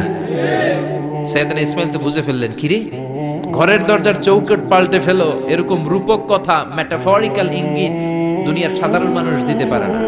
চিৎকার দিয়ে বিবিরে বললেন, ও কপাল পুড়ি, তুই কি করলি? নিজের কপাল পুড়লি, নিজের কপালে নিজে কুড়াল দিলি। যেই লোকটারে বুড়া বুড়া বলে সম্বোধন করলি, ওই লোকটার কেউ নয়, আমার জন্মদাতা পিতা, এই জামানার সবচেয়ে বড় পয়গম্বর ইব্রাহিম খলিল। আমার বাবা যে সিগন্যাল দিয়েছে এটা তো গ্রিন সিগন্যাল না, এটা রেড সিগন্যাল। তার মানে তোর তালাক দিতে বলেছে, গেট আউট, গেট আউট, ডিভোর্সিও তালাক দিয়ে দিলাম, যা। আপনার আব্বাও যদি বলে তোমার বউরও তালাক দিয়ে দাও, দিয়ে দিবেন নাকি? এবার দিয়ে দিয়েন না। আপনার বাবাও বাবা, ইসমাইলের বাবা ইব্রাহিমও, কথা বলেন। সাইয়েদনা ইব্রাহিম ছিলেন আল্লাহর জালিল কাদের পয়গম্বর। আকাশ থেকে ওহী আসলে নবীরা কথা বলে, মন গড়া নবীরা কিছু বলে না। আপনার বউ, আপনার বউকে যদি আপনার বাবা বলে তোর বউরে তালাক দে, দিয়ে দিয়েন না। আবার কি করবেন? বুঝাবেন, বাবারও বুঝাবেন, বিবিরও বুঝাবেন, ঘরের ভিতরে সংলাপ করবেন, সমঝোতা করবেন। আমাদের দেশের দুই নেত্রী সংলাপ করে না তো কি হয়েছে? আমরা করব। আমরা ঘরে ঘরে সংলাপ করব, সমঝোতা করব, ঠিক কি না? মিলায়ে দিবেন, মিলায়ে দিলে বরকত আছে না নাই? কেউ ঝগড়া লাগলে মিলাবেন, মারামারি লাগলে মিলাবেন, কেউ যদি আরেকজনরে মারতে যায় উদ্ধত হয় মিলায়ে দিবেন। যারা মিলায়ে দেয় তাদের মর্যাদা বাড়ায় দেয় কে? কিন্তু সমাজের কিছু দুষ্ট চরিত্রের লোক আছে, দুইজন যদি মারামারি লাগে আরো লাগায়া দেয়, আছে না নাই? আগুন লাগলে আপনারা কি ঢালেন? অনেকে তেল ঢালে, আছে না নাই? এখন আগুন লাগলে কি তেল ঢালবেন না পানি ঢালবেন? মিলায়ে দিবেন। বউরাও বুঝাবেন, বাবারাও বুঝাবেন, দুইজন রে বুঝায় আস্তে ধীরে আগাবেন। তালাক তো অনেক পরের কথা। ইসলামের দেয়া অনুশাসন যদি আমরা মেনে চলি, কোনোভাবেই তালাক হবে না। স্বামীকে আল্লাহ কিছু দায় দায়িত্ব দিয়েছেন, স্ত্রীকে আল্লাহ কিছু দায় দায়িত্ব দিয়েছেন। এই দুইটা দায়িত্ব যে কত গুরু দায়িত্ব, গোটা বিশ্বব্যাপী এই দায়িত্বের মধ্য দিয়ে বিশ্বটা চলে। পৃথিবীর প্রথম স্বামী ছিলেন সাইয়েদনা আদম, পৃথিবীর প্রথম বউ ছিল হাওয়া। সেখান থেকে স্বামী স্ত্রীর এই জীবন আছে না নাই? স্বামী আর স্ত্রী বানায় যেজন মিস্ত্রি, সে বড় আজব কারিগর, ঠিক কি না? স্বামী আর স্ত্রী বানায় যেজন মিস্ত্রি, সে বড় জটিল কারিগর। এজন্য এই সম্পর্কটা বড় ভয়ঙ্কর সম্পর্ক, এটাকে মিলিয়ে রাখতে হবে। তালাকের সিস্টেম হচ্ছে, প্রথমে আপনি ফাইযুহুন্না, কোরআন বলে আপনি প্রথমে স্ত্রীকে ওয়াজ করবেন। ঝগড়া হলে কি করবেন? ঘরে ওয়াজ নাই, আছে মারামারি আর গিলাগিলি। ওয়াজ করবেন, ওয়াজেও কাজ হচ্ছে না, বুঝানোর চেষ্টা করবেন, বুঝে না। এরপর আল্লাহ বললেন ওয়াহজুরুহুন্না ফিল মাদাজি', বিছানা আলাদা করে দাও, তুমি এক রুমে ঘুমাবা, তোমার বিবিরে দিবা আরেক রুম। কিছুদিন বিচ্ছেদ চললে ওই বিবির অন্তরে ভালোবাসা তৈরি করে দিবে কে? সুবহানাল্লাহ পড়েন। এখন ওয়াজ করলেন, বুঝাইলেন, বুঝে না। বিছানা আলাদা করলেন, তাও শোনে না। এবার ওয়াদ্রিবুহুন্না, কোরআন বলল বউরে শাসন করো। অনেকে বলে বউরে পিটাও, না, পিটানোর কথা বলে নাই। ওয়াদ্রিবুহুন্না মানে তাদেরকে শাসাও, শাসন করো। মুফাসসিররা এটার তাফসীর করতে যে হয়রান হয়েছে যে কি দিয়া পিটাবে। কোন মুফাসসির কয় খেজুরের ছোট্ট ডালা দিয়ে এরকম বাড়ি মারবে, আর বলবে ভালো কথা কই হনুস না কেন। অনেকে বলবে, অনেক মুফাসসির বলেছে মেসওয়াক দিয়ে বাড়ি মারবে। তোমার এত বোঝাই বুঝো না কেন? দুইটা ছেলে মেয়ে হয়েছে আমাদের, এত সুন্দর সংসার, হানিমুন করেছিলাম কক্সবাজারে, স্মৃতিগুলো কি তোমার মনে পড়ে না? তুমি আমার কৈতরি, তুমি আমার টুনটুনি, তুমি আমার সোনামণি, এগুলো কয়ে বুঝাবেন, এরপরও মানে না। অনেক মুফাসসির কইছে বালিশ দিয়া পিটাইবেন, কোল বালিশ দিয়া, যাতে হাত পা না ভাঙে। ওয়াদ্রিবুহুন্না, অনেক ডাকাইতেছে লাঠি দিয়া পিটায়, আছে না নাই? ইসলাম বলে না না, বনিবনা না হলে প্রথম স্টেপ ওয়াজ করো, বুঝাও। 2 নম্বরে বিছানা আলাদা করে দাও, তারপরেও মানে না। 3 নম্বরে ওয়াদ্রিবুহুন্না মানে শাসন করো, যার যেরকম দরকার ওইরকম শাসন করবেন, তাতেও হয় না।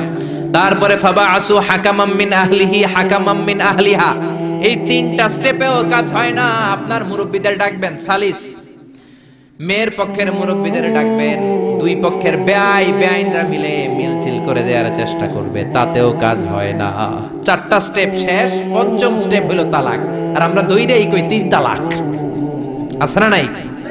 ওমরে ফারুকের জামানায় এক লোক তার বউরে দিছে 100 তালাক, রাগের চোটে। এরকম ডাকাইত আমাদের দেশে আছে না নাই? এখন বিবি এসে বলে, ও ওমরে ফারুক, 100 তালাক দিয়েছে আমার স্বামী, কি করব? সাইয়েদনা ওমরে ফারুক বলে, তোর ডাকাইত স্বামীটা কোথায়? কয় এই জায়গায়। কিরে কয় তালাক দিছিস? কয় 100টা। দিবি 3টা, 100টা দিলি কেন? কয় রাগের মাথায় দিছে। কয় দাঁড়া, তোর বিচার করতেছে। 3 তালাকে তোর বউ তালাক, বাকি 97 তালাক তোর পিঠে পড়বে। সুবহানাল্লাহ কইতে মন চায় না? এজন্য এই হচ্ছে তালাকের সিস্টেম। কতগুলো স্টেপ আপনি পার হলেন, তারপরেও আপনি একসাথে 3 তালাক দিবেন না। ইসলামের তালাককে 2 ভাগে ভাগ করা হয়েছে, একটা আত-তালাক আস-সুন্নি আর একটা তালাক আল-বিদআই। তালাক আস-সুন্নি মানে সুন্নতি তালাক, আর তালাক আল-বিদআই মানে বেদাতি তালাক। বেদাতি তালাক হচ্ছে রাগের মাথায় 3 তালাক, 14 তালাক, 22 তালাক। কিন্তু তালাক সুন্নি, সুন্নাত সম্মত তালাক হচ্ছে আপনার বিবি যখন পবিত্র, মানে যখন পিরিয়ড হচ্ছে না, ওরকম একটা পবিত্র সময় তারে আপনি তালাক দিবেন। 1 মাসের সময় আছে, একটা তালাক দিবেন, 1 মাসের ডিউরেশন, এর মধ্যে বিবির আবার নিয়ে আসতে পারবেন, কোনো সমস্যা নাই। সুবহানাল্লাহ পড়েন। 1 মাস পরেও মানে না, এরপরে দিবেন 2য় মাসের 2য় তালাক, তার মানে আরো 1 মাস, মোট কয় মাস? 2 মাস পরেও মিলমিশ হয় না, তারপরে 3য় মাসে তালাক দিলেন। এই 3 তালাক দেওয়ার পরে বিবি আবাদুল আবাদ আপনার জন্য হারাম হয়ে গেল। কত সুন্দর স্টেপ মেনটেন করে কত দূরে তালাক, আর আমরা দইরেই কই তালাক। এজন্য খবরদার।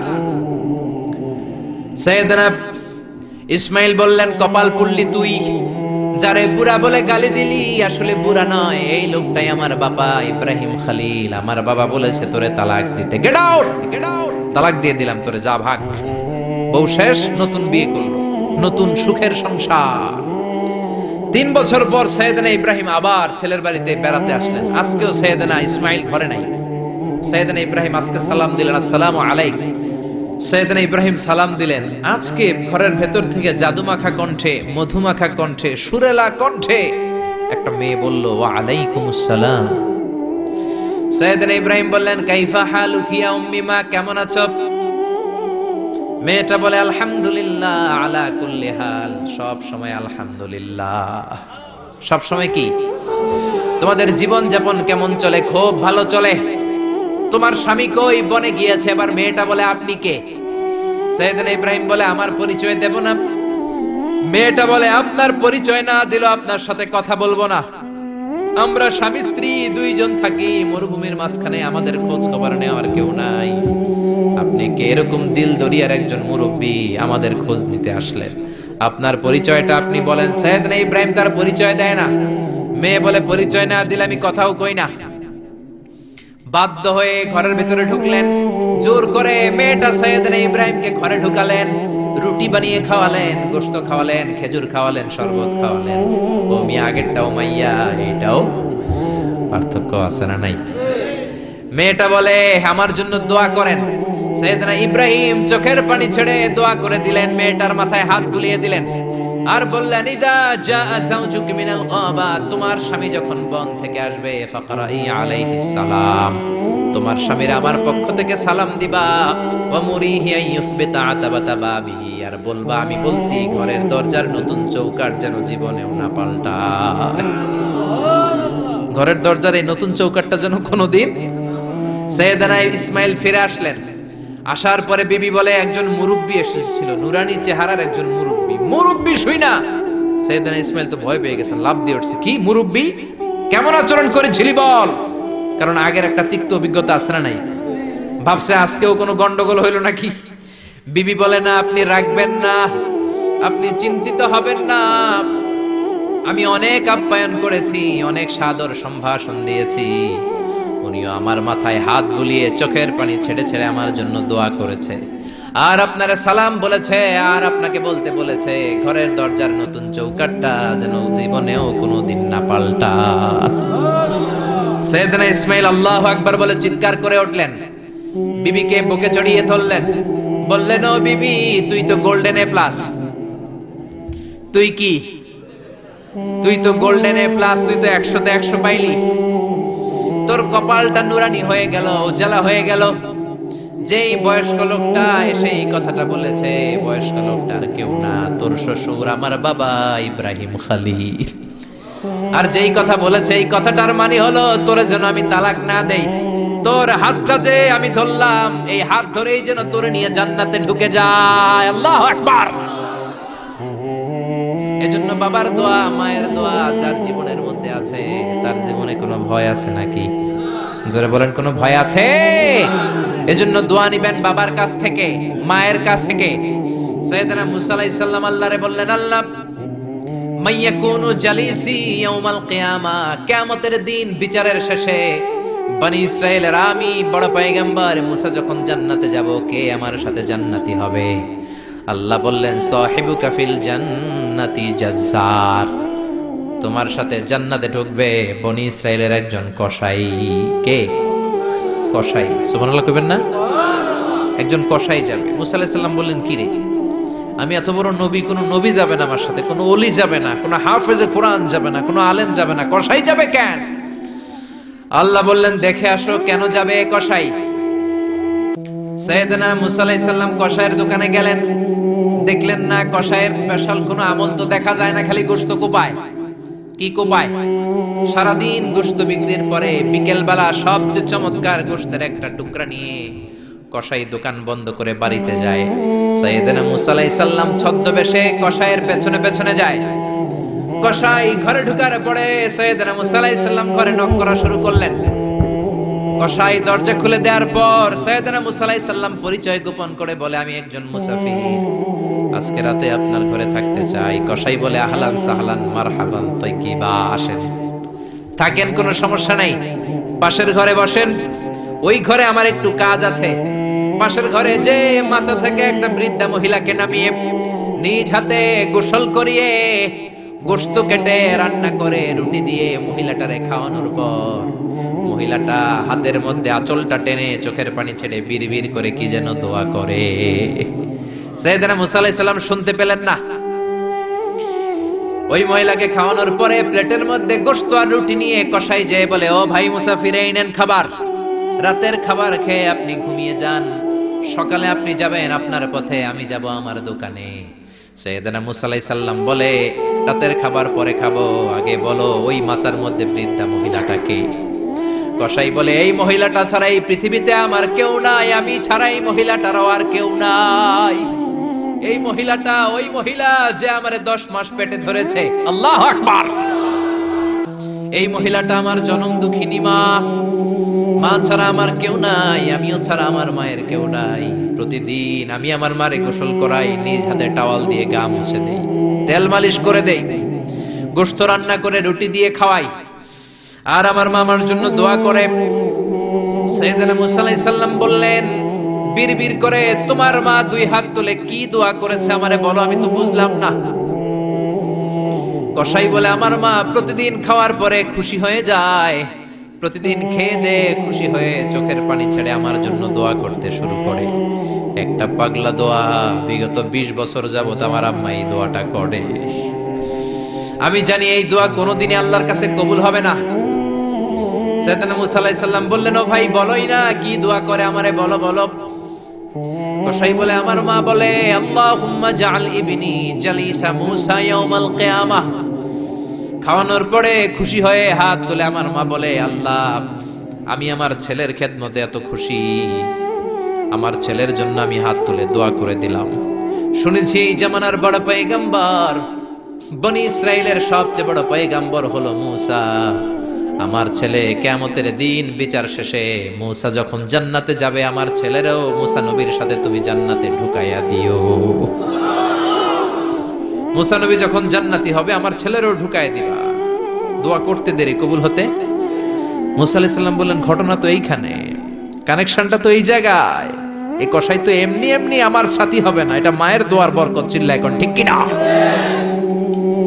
এজন্য প্রিয় ভাইয়েরা, মায়ের দোয়া ছাড়া, বাবার দোয়া ছাড়া পৃথিবীর কেউ আল্লাহর ওলি হতে পারে না, পৃথিবীর কেউ ভালো মানুষ হতে পারে না, সফল হতে পারে না, ক্যারিয়ার সুন্দর করতে পারে না, নেতা হতে পারে না, ব্যবসায়ী হতে পারে না। জীবনে যারাই সফল, তাদের সফলতার পেছনে মা বাবার দোয়া ছাড়া নাই। বিশ্বনবী মা বাবার আদর পান নাই। জন্মের আগে বাবারে হারালেন, 6 বছর বয়সে মারে হারালেন। মা বাবা ছাড়া ইয়তীম হয়ে বিশ্বনবী বড় হলেন। প্রথমে দাদার কাছে, তারপরে চাচার কাছে ইয়তীম নবী বড় হতে লাগলেন। বিশ্বনবী যখন হুদাইবিয়ার উমরা করতে যাবেন, পথিমধ্যে বিশ্বনবীর মায়ের কবর পড়ল। জায়গাটার নাম ছিল আবওয়া। কি নাম? আবওয়া নামক জায়গায় এসে বিশ্বনবী আল্লাহর কাছে ফরিয়াদ করলেন, আল্লাহ আমি আমার মায়ের কবর জিয়ারত করতে চাই, অনুমতি দেন। বিশ্বনবীর মায়ের নাম কি? তোরা দেখে যা আমিনা মায়ের কোলে, মধু পূর্ণিমারি শেথা চাঁদ দোলে, যেন উষার কোলে রাঙা রবি দোলে। তোরা দেখে যা আমিনা মায়ের কোলে, কুল মখলুকে আজি ধ্বনি উঠে কে লই, কালেমা শাহাদাতের বাণী ঠোঁটে কে লই, পড়ে দুরুদ ফেরেশতা বেহেশতের দুয়ার খোলে। তোরা দেখে যা আমিনা মায়ের কোলে, তোরা দেখে যা আমিনা মায়ের কোলে। চিল্লায় পড়েন আল্লাহু আকবার। বিশ্বনবী মায়ের কবরের সামনে যখন দাঁড়ালেন, 1400 সাহাবাকে নিয়ে প্রত্যেকের গায়ে একটা ইজার, একটা রিদা উমরা করবেন। বিশ্বনবী 1400 সাহাবীদের দিকে তাকিয়ে বললেন, ও সাহাবারা, এই যে সামনে পাহাড়ের ছোট্ট টিলাটা দেখতে পাও, এইখানে আমার মা আমেনার কবর। আল্লাহ আমাকে আমার মায়ের কবর জিয়ারতের অনুমতি দিয়েছে, আমি জিয়ারত করব। কিন্তু খবরদার খবরদার, তোমরা কেউ কান্নাকাটি করতে পারবা না। 1400 সাহাবীকে কান্না করতে নিষেধ করে নিজের মায়ের কবরের সামনে দাঁড়িয়ে বিশ্বনবী ছোট্ট বাচ্চার মতো হাউমাউ করে কান্না শুরু করে দিলেন। বিশ্বনবীর চোখের পানি দেখে 1400 সাহাবা কান্না শুরু করে দিল। বিশ্বনবী সাহাবীদের দিকে মুখ ফিরিয়ে বলে, ও সাহাবারা, কাঁদো কেন? তোমাদেরকে না বললাম তোমরা কেঁদো না? সাহাবারা বলল, নবী, আপনাকে আমরা আমাদের কলিজার চাইতে বেশি ভালোবাসি। আপনারে যখন আমরা কান্না করতে দেখি, আমাদের দুটি চোখ আমরা আর শুকনা রাখতে পারি না। আপনি কাঁদেন তাই আমরাও কাঁদি। বিশ্বনবী বললেন, আদ্রাকাতনি রাহমাতুহা ফাবাকাইতু। আমার মা আমেনা যে আমারে ছোটবেলা আদর করেছে, সোহাগ দিয়েছে, ভালোবেসেছে, ওই আদরের কথা আমার মনে পড়েছে। আমার মা আমেনা আমারে জাইতুনের তেল মালিশ করে দিত। আমার মা আমেনা আমারে জামা পরিয়ে দিত। আমার মা আমেনা তার দুটি ঠোঁট দিয়ে এমন কোন জায়গা নাই আমার দেহে চুমু দেয় নাই। আমার মায়ের কথা আমার মনে পড়েছে, তাই আমি কেঁদেছি। তোমরা কাঁদো কেন? বিশ্বনবী নিজেও মায়ের কবরের সামনে দাঁড়িয়ে নিজেও ধৈর্য ধারণ করতে পারে নাই। এজন্য মায়ের দোয়া নেয়ার দরকার আছে রাডাই। কানা ইউকসিমু লাহমান ফিল জিআররানা। জিআররানা নামক জায়গার মধ্যে বিশ্বনবী কুরবানির গোশত বিতরণ করছিলেন। বিশাল লাইন। কুরবানির গোশত মাঝে মাঝে বিতরণ হয় না, লাইন ধরে লোকজন নেয় না, বিশাল বড় লাইন। এই বিশাল লম্বা লাইনে হাজার হাজার মানুষ। এই লাইনের মধ্য থেকে একজন বৃদ্ধা মহিলাকে বিশ্বনবী আলাদা করে নিলেন, নিয়ে বিশ্বনবী গায়ের চাদরটা বিছিয়ে বসতে দিলেন, বড় একটা গোশতের প্যাকেট দিলেন। মহিলাটাও বিশ্বনবীর মাথায় হাত বুলিয়ে দোয়া করে দিল। চিল্লায় পড়েন সুবহানাল্লাহ। সাহাবারা বললেন, নবী, হাজার হাজার মানুষ গোশত নেয়ার জন্য লাইন ধরেছে, কাউরে আপনি লাইন থেকে আলাদা করে নেন নাই। নিজের চাদরের উপর জীবনে কাউরে বসতে দিতে দেখি নাই। কে এই মহিলা? বিশ্বনবী বললেন, জন্মের আগে আমি বাবা হারিয়েছি। মাত্র 6 বছর বয়সে আমার মা আমেনাকেও হারিয়েছি। মায়ের দুধ আমি খেতে পারি নাই। যেই মহিলাটাকে চাদরের উপর বসতে দিলাম, এটা হলো এই বনি সাদ গোত্রের হালিমা, যার বুকের দুধ খেয়ে আমি বড় হয়েছি। হালিমাতু সাদিয়া, যার বুকের দুধ খেয়ে আজকের এই তরতাজা নবী আমি মুহাম্মদ। এজন্য মারে পায় নাই, দুধ মারে সম্মান করেছে, দুধ মার কাছ থেকে দোয়া নিয়েছে বিশ্বনবী। চিল্লায় বলেন ঠিক কিনা? এজন্য যুবক ভাইয়েরা যারা আছো, খবরদার মা বাবার সাথে বেয়াদবি করা যাবে না।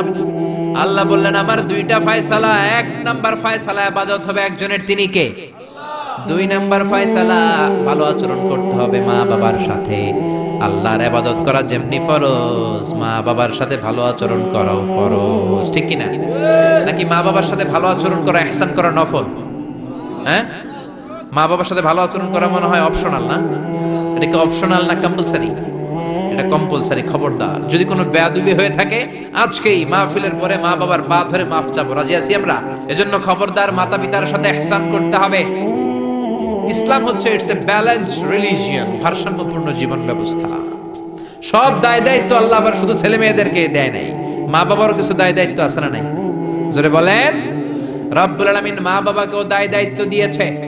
ইসলাম বলে, যারা মা বাবা হয়েছো, দাম্পত্য জীবন গড়েছো, ছেলে আল্লাহ দেয়, মেয়ে দেয়, যেটাই দেয় আল্লাহর শুকরিয়া আদায় করার দরকার আছে রাড়াই। মা বাবার প্রথম দায়িত্ব, ছেলে হোক মেয়ে হোক, শুকরিয়া করবে কার? কারণ ছেলে দেয় কে? মেয়ে দেয় কে? ছেলে মেয়ে দুইটাই দেয় কে? আবার কাউকে আল্লাহ নিঃসন্তান বানিয়ে রাখে, মানে ছেলেও দেয় না মেয়েও দেয় না, তিনি কে? জোরে বলেন। রব্বুল আলামিন বলেন, ইয়াহাবু লিমান ইয়াশাউ ইনাসান ওয়া ইয়াহাবু লিমান ইয়াশাউ যুকুর। আমি যারে চাই ছেলে দেই, আমি যারে চাই তারে মেয়ে দেই, যারে চাই ছেলে মেয়ে দুইটাই দেই, আবার যারে চাই ছেলেও দেই না মেয়েও দেই না। এমন লোক সমাজে আছে না নাই? তাহলে বাবা মার প্রথম দায়িত্ব, ছেলে হোক মেয়ে হোক আপনারে খুশি হইতে হবে। কিছু লোক আছে, ছেলে হইলে গ্রামের সবাইরে মিষ্টি খাওয়ায়, মেয়ে হইলে মেয়ে যে হইছে এটা শোনায়ও না। আছে না নাই? বিশ্বনবী বলেন এগুলো এমন লোক যাদের মধ্যে জাহেলিয়াত আছে। কারণ খয়রুকুম মান বুকিরা বিল উনসা, যেই ঘরের প্রথম সন্তানটা মেয়ে, ওই ঘরটারে বরকত দিয়ে ভরে দেয় কে? জোরে বলেন। এক নাম্বার দায়িত্ব, আপনি খুশি হবেন, শুকরিয়া করবেন। দুই নাম্বার দায়িত্ব, ছেলে হোক কিংবা মেয়ে হোক, হওয়ার সাথে সাথে এই কানের সামনে যে আজান দিবেন, কি দিবেন? আল্লাহু আকবার, আল্লাহু আকবার, আল্লাহু আকবার, আল্লাহু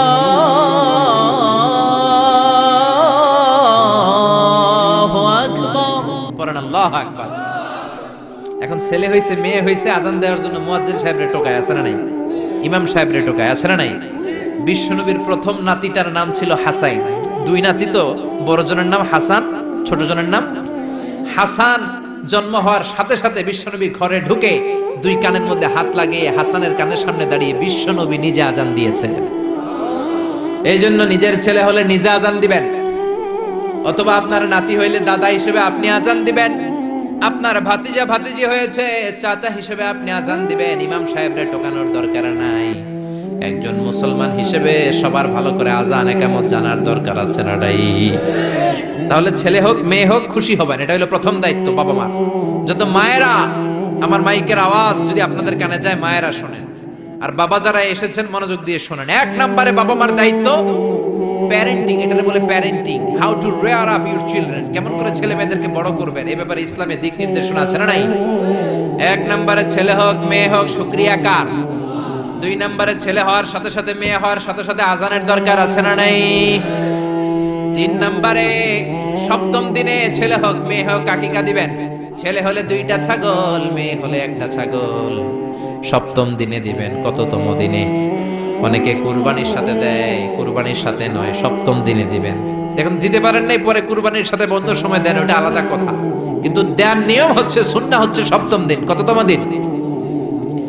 বিশ্বনবী বললেন কুল্লু গুলামিন রাহিনাতুন বিআকিকাহ তুযবাহু আনহু ইয়াওমা সাবিহি, প্রত্যেক বাচ্চাকে আকিকা দিতে হয় তার সপ্তম দিনে। তারপরে ইউসাম্মা ফিহি, সপ্তম দিনে তার একটা নাম রাখতে হয়। তারপরে ইহলাকু রাসুহু, তার মাথা কামিয়ে ফেলতে হয়। ছোট ছোট চুল থাকে না, নিউ বর্ন বেবি, নতুন বাচ্চার মাথায় হালকা হালকা পাতলা চুল থাকে, এগুলোকে আপনি হলক করে দিবেন, শেভ করে দিবেন। তাহলে সপ্তম দিনে 3 কাজ। এক নম্বরে আকিকা, এক নম্বরে কি? সবাই বলেন। এক নম্বরে, 2 নম্বরের নাম রাখা, 2 নম্বরে কি? কি নাম রাখবেন? Brush fire. এক ভাতিজার বাড়িতে নাকি চাচা আসছে বেড়াইতে, তো ভাতিজা আপ্যায়ন করাইতেছে। চাচা কয় কতদিন পরে তোমার সাথে দেখা, তোমার ছেলে হইছে একটা মেয়ে হইছে একটা, আমি তো চিনি না, ডাক দাও না। ডাক দিছে ব্রাশ ফায়ার। চাচা মনে করছে আসল ব্রাশ ফায়ার, এটা মনে করে চাচা দিছে দৌড়। ভাতিজাও চাচারে ধরার জন্য দৌড়, চাচাও দৌড়ায় ভাতিজাও দৌড়ায়। চাচা কয় ভাতিজা বয়স আমার 70-80, তুই আমার ব্রাশ ফায়ার করিস না। ভাতিজা বলে চাচা এটা ওই ব্রাশ ফায়ার না, আমার ছেলের নাম ব্রাশ, মেয়ের নাম ফায়ার। তো এই ব্রাশ ফায়ার, এই জাতীয় নাম রাখবেন। আহাব্বুল আসমা ইলাল্লাহ আব্দুল্লাহ আব্দুর রহমান, আল্লাহর কাছে সবচেয়ে প্রিয় নাম আব্দুল্লাহ আব্দুর রহমান, এগুলো রাখবেন। নবীদের নামগুলো রাখবেন, কোরআন থেকে চুজ করে নাম রাখবেন, সাহাবাদের নাম রাখবেন। তাহলে ছেলেগুলোরে আল্লাহ আল্লাহ বানাই দিবে কে? আর ব্রাশ ফায়ার রাখলে ব্রাশ ফায়ারের মতোই হবে, ঠিক কিনা? বিভিন্ন সমাবেশে এরা বোমা মারবে, ককটেল বোমা মারবে, হত্যা করবে, ডাকাতি করবে, ছিনতাই করবে, মেয়েদের ওন্না ধরে টানাটানি করবে, জোরে কোন ঠিক কিনা? এজন্য সপ্তম দিনে 3 কাজ। 1 নম্বরে আকিকা করা, কি করা? 2 নম্বরে নাম রাখা, কি রাখা? 3 নম্বরে মাথার চুল ফেলে দেয়া, কি করা? তারপরে ইসলাম বলে 2 বছর ছেলে হোক মেয়ে হোক দুধ খাওয়ানোর ব্যবস্থা করবা। কোরআনের মধ্যে আদেশ আছে না নাই? ওয়াল ওয়ালিদাতু ইউরদি'না আওলাদাহুন্না হাওলাইনি কামিলাইনি লিমান আরাদা আন ইউতিম্মার রাদাআ। ছেলে হোক মেয়ে হোক 2 বছর দুধ খাওয়াবা। অনেক মা আছে দুধ খাওয়ায় না, ফিডার খাওয়ায়, বডি ফিটনেস নষ্ট হয়ে যাবে। এরকম মা আছে না নাই? দুধ খাওয়াতে চায় না, ফিডার খাওয়ায়, ল্যাকটোজেন খাওয়ায়, সিরিয়ালাক খাওয়ায়, ডানু খাওয়ায়, ডানু কি খাওয়ায়। তো এই জন্যই তো পোলায় তোমার বৃদ্ধাশ্রমে দিয়ে আসে। ওই যে দুধ খাওয়ায় না, যে তুমি ছোটবেলায় কষ্ট তো সহ্য করেন না, আপনার বৃদ্ধাশ্রমে দিবে না তো কোথায় দিবে? মায়ের যে শাল দুধটা, বাচ্চা জন্ম নেওয়ার পরে যে শাল দুধটা আসে, এটার মধ্যে যে কত ধরনের পুষ্টিগুণ আছে, ফুল অফ নিউট্রিশন, খুব উন্নত মানের রিচ নিউট্রিশন দিয়ে আল্লাহ এটাকে তৈরি করেছে। আপনার বিভিন্ন ধরনের রোগের প্রতিষেধক ভ্যাকসিন আল্লাহ এটার ভিতরে ঢুকিয়ে দিয়েছে। এটা যে খায় না, তার মেধা শক্তি খুব দুর্বল, তার কোনো মেধাই নাই, মনে রাখতে পারে না কিছু, সব ভুলে যায়। আমি আমার মায়ের দুধ খাইছি মাত্র 2.5 মাস, এজন্য আমি কিচ্ছু মনে রাখতে পারি না, সব ভুলে যাই। বাস্তব কথা। আপনি মায়ের দুধ যদি কেউ 2 বছর খায়, টানা 2 বছর খেতে পারলে তার মেধা হবে প্রচন্ড মেধা। এই ছেলে ইনফেরিয়রিটি কমপ্লেক্সে ভুগবে না, ইনসেফটিতে ভুগবে না। অনেক মায়েরা অসুস্থ হয়ে যায়, এজন্য খাওয়াতে পারে না, সেটা ভিন্ন ব্যাপার। আমিও খেতে পারিনি অসুস্থ হওয়ার কারণে, কিন্তু ছেলে অসুস্থ, মেয়ে অসুস্থ, মা অসুস্থ, 2 বছর আপনি দুধ খাওয়াবেন, ঠিক কিনা? যদি দুধ না খাওয়ান তাহলে ছেলে মেয়ের হক নষ্ট করলেন। অনেক মা খাওয়াতে চায় না, আছে না নাই? জোরে বলেন আছে না নাই? কিন্তু অসুস্থতার কারণে যদি কেউ না খাওয়ায় সেটা ভিন্ন ব্যাপার। এজন্য প্রথম দায়িত্ব হলো শুকরিয়া করবেন আল্লাহর, ছেলে হোক মেয়ে হোক। এরপরে জন্ম নিলে আজান দিবেন, জন্মের 7ম দিনে আকিকা দিবেন, সুন্দর একটা নাম রাখবেন, মাথার চুল ফেলে দিবেন, তারপর 2 বছর দুধ খাওয়াবেন। এরপর ছেলে যখন আব্বু আব্বু বলে, আম্মু আম্মু বলে, হাঁটতে শিখে একটু বড় হয়েছে, সবার আগে ছেলেরে শিখাবেন কোরআন। কি শিখাবেন? সবার আগে কোরআন, পরে অন্য জ্ঞান। Teach your children the holy Quran. The holy Quran will teach your children everything. আপনি আপনার ছেলেরে কোরআন শিখান, কোরআন আপনার ছেলেরে গোটা বিশ্বটা শিখাই দিবে। সুবহানাল্লাহ কইতে মন চায় না? এজন্য একটু বড় হলেই ছেলে মেয়েরে কি শিখাবেন? আপনি ছেলে মেয়েরে সব কিছু শিখাইলেন, কোরআনটাই শিখান নাই, তার মানে আপনি কিছুই শিখান নাই, ঠিক কি না? এরপরে ছেলে মেয়েদেরকে সময় দিবেন, তাদেরকে নিয়ে ঘুরতে যাবেন, ভালোবাসবেন। বিশ্বনবী হাসান আর হুসাইনকে আদর করতে লাগলেন। হাসানকে কোলে নেয়, হুসাইন ওঠে, আবার হুসাইনকে নিলে হাসান নামে। বিশ্বনবীর সামনে দাঁড়িয়ে রইল আকরা ইবনে হাবিস আত-তামিমি নামে সাহাবী। বিশ্বনবীর নানা নাতির এই আদর ভালোবাসা দেখে আকরা বলে, ও নবী, আমাকে আল্লাহ 10টা সন্তান দিয়েছে, একটা সন্তানকেও কোনোদিন আমি চুমা দেই নাই। বিশ্বনবী বললেন, বলো কি? মানলা ইয়ারহাম লা ইউরহাম। যে কারোর উপর দয়া দেখায় না, আল্লাহও তার উপর দয়া দেখায় না।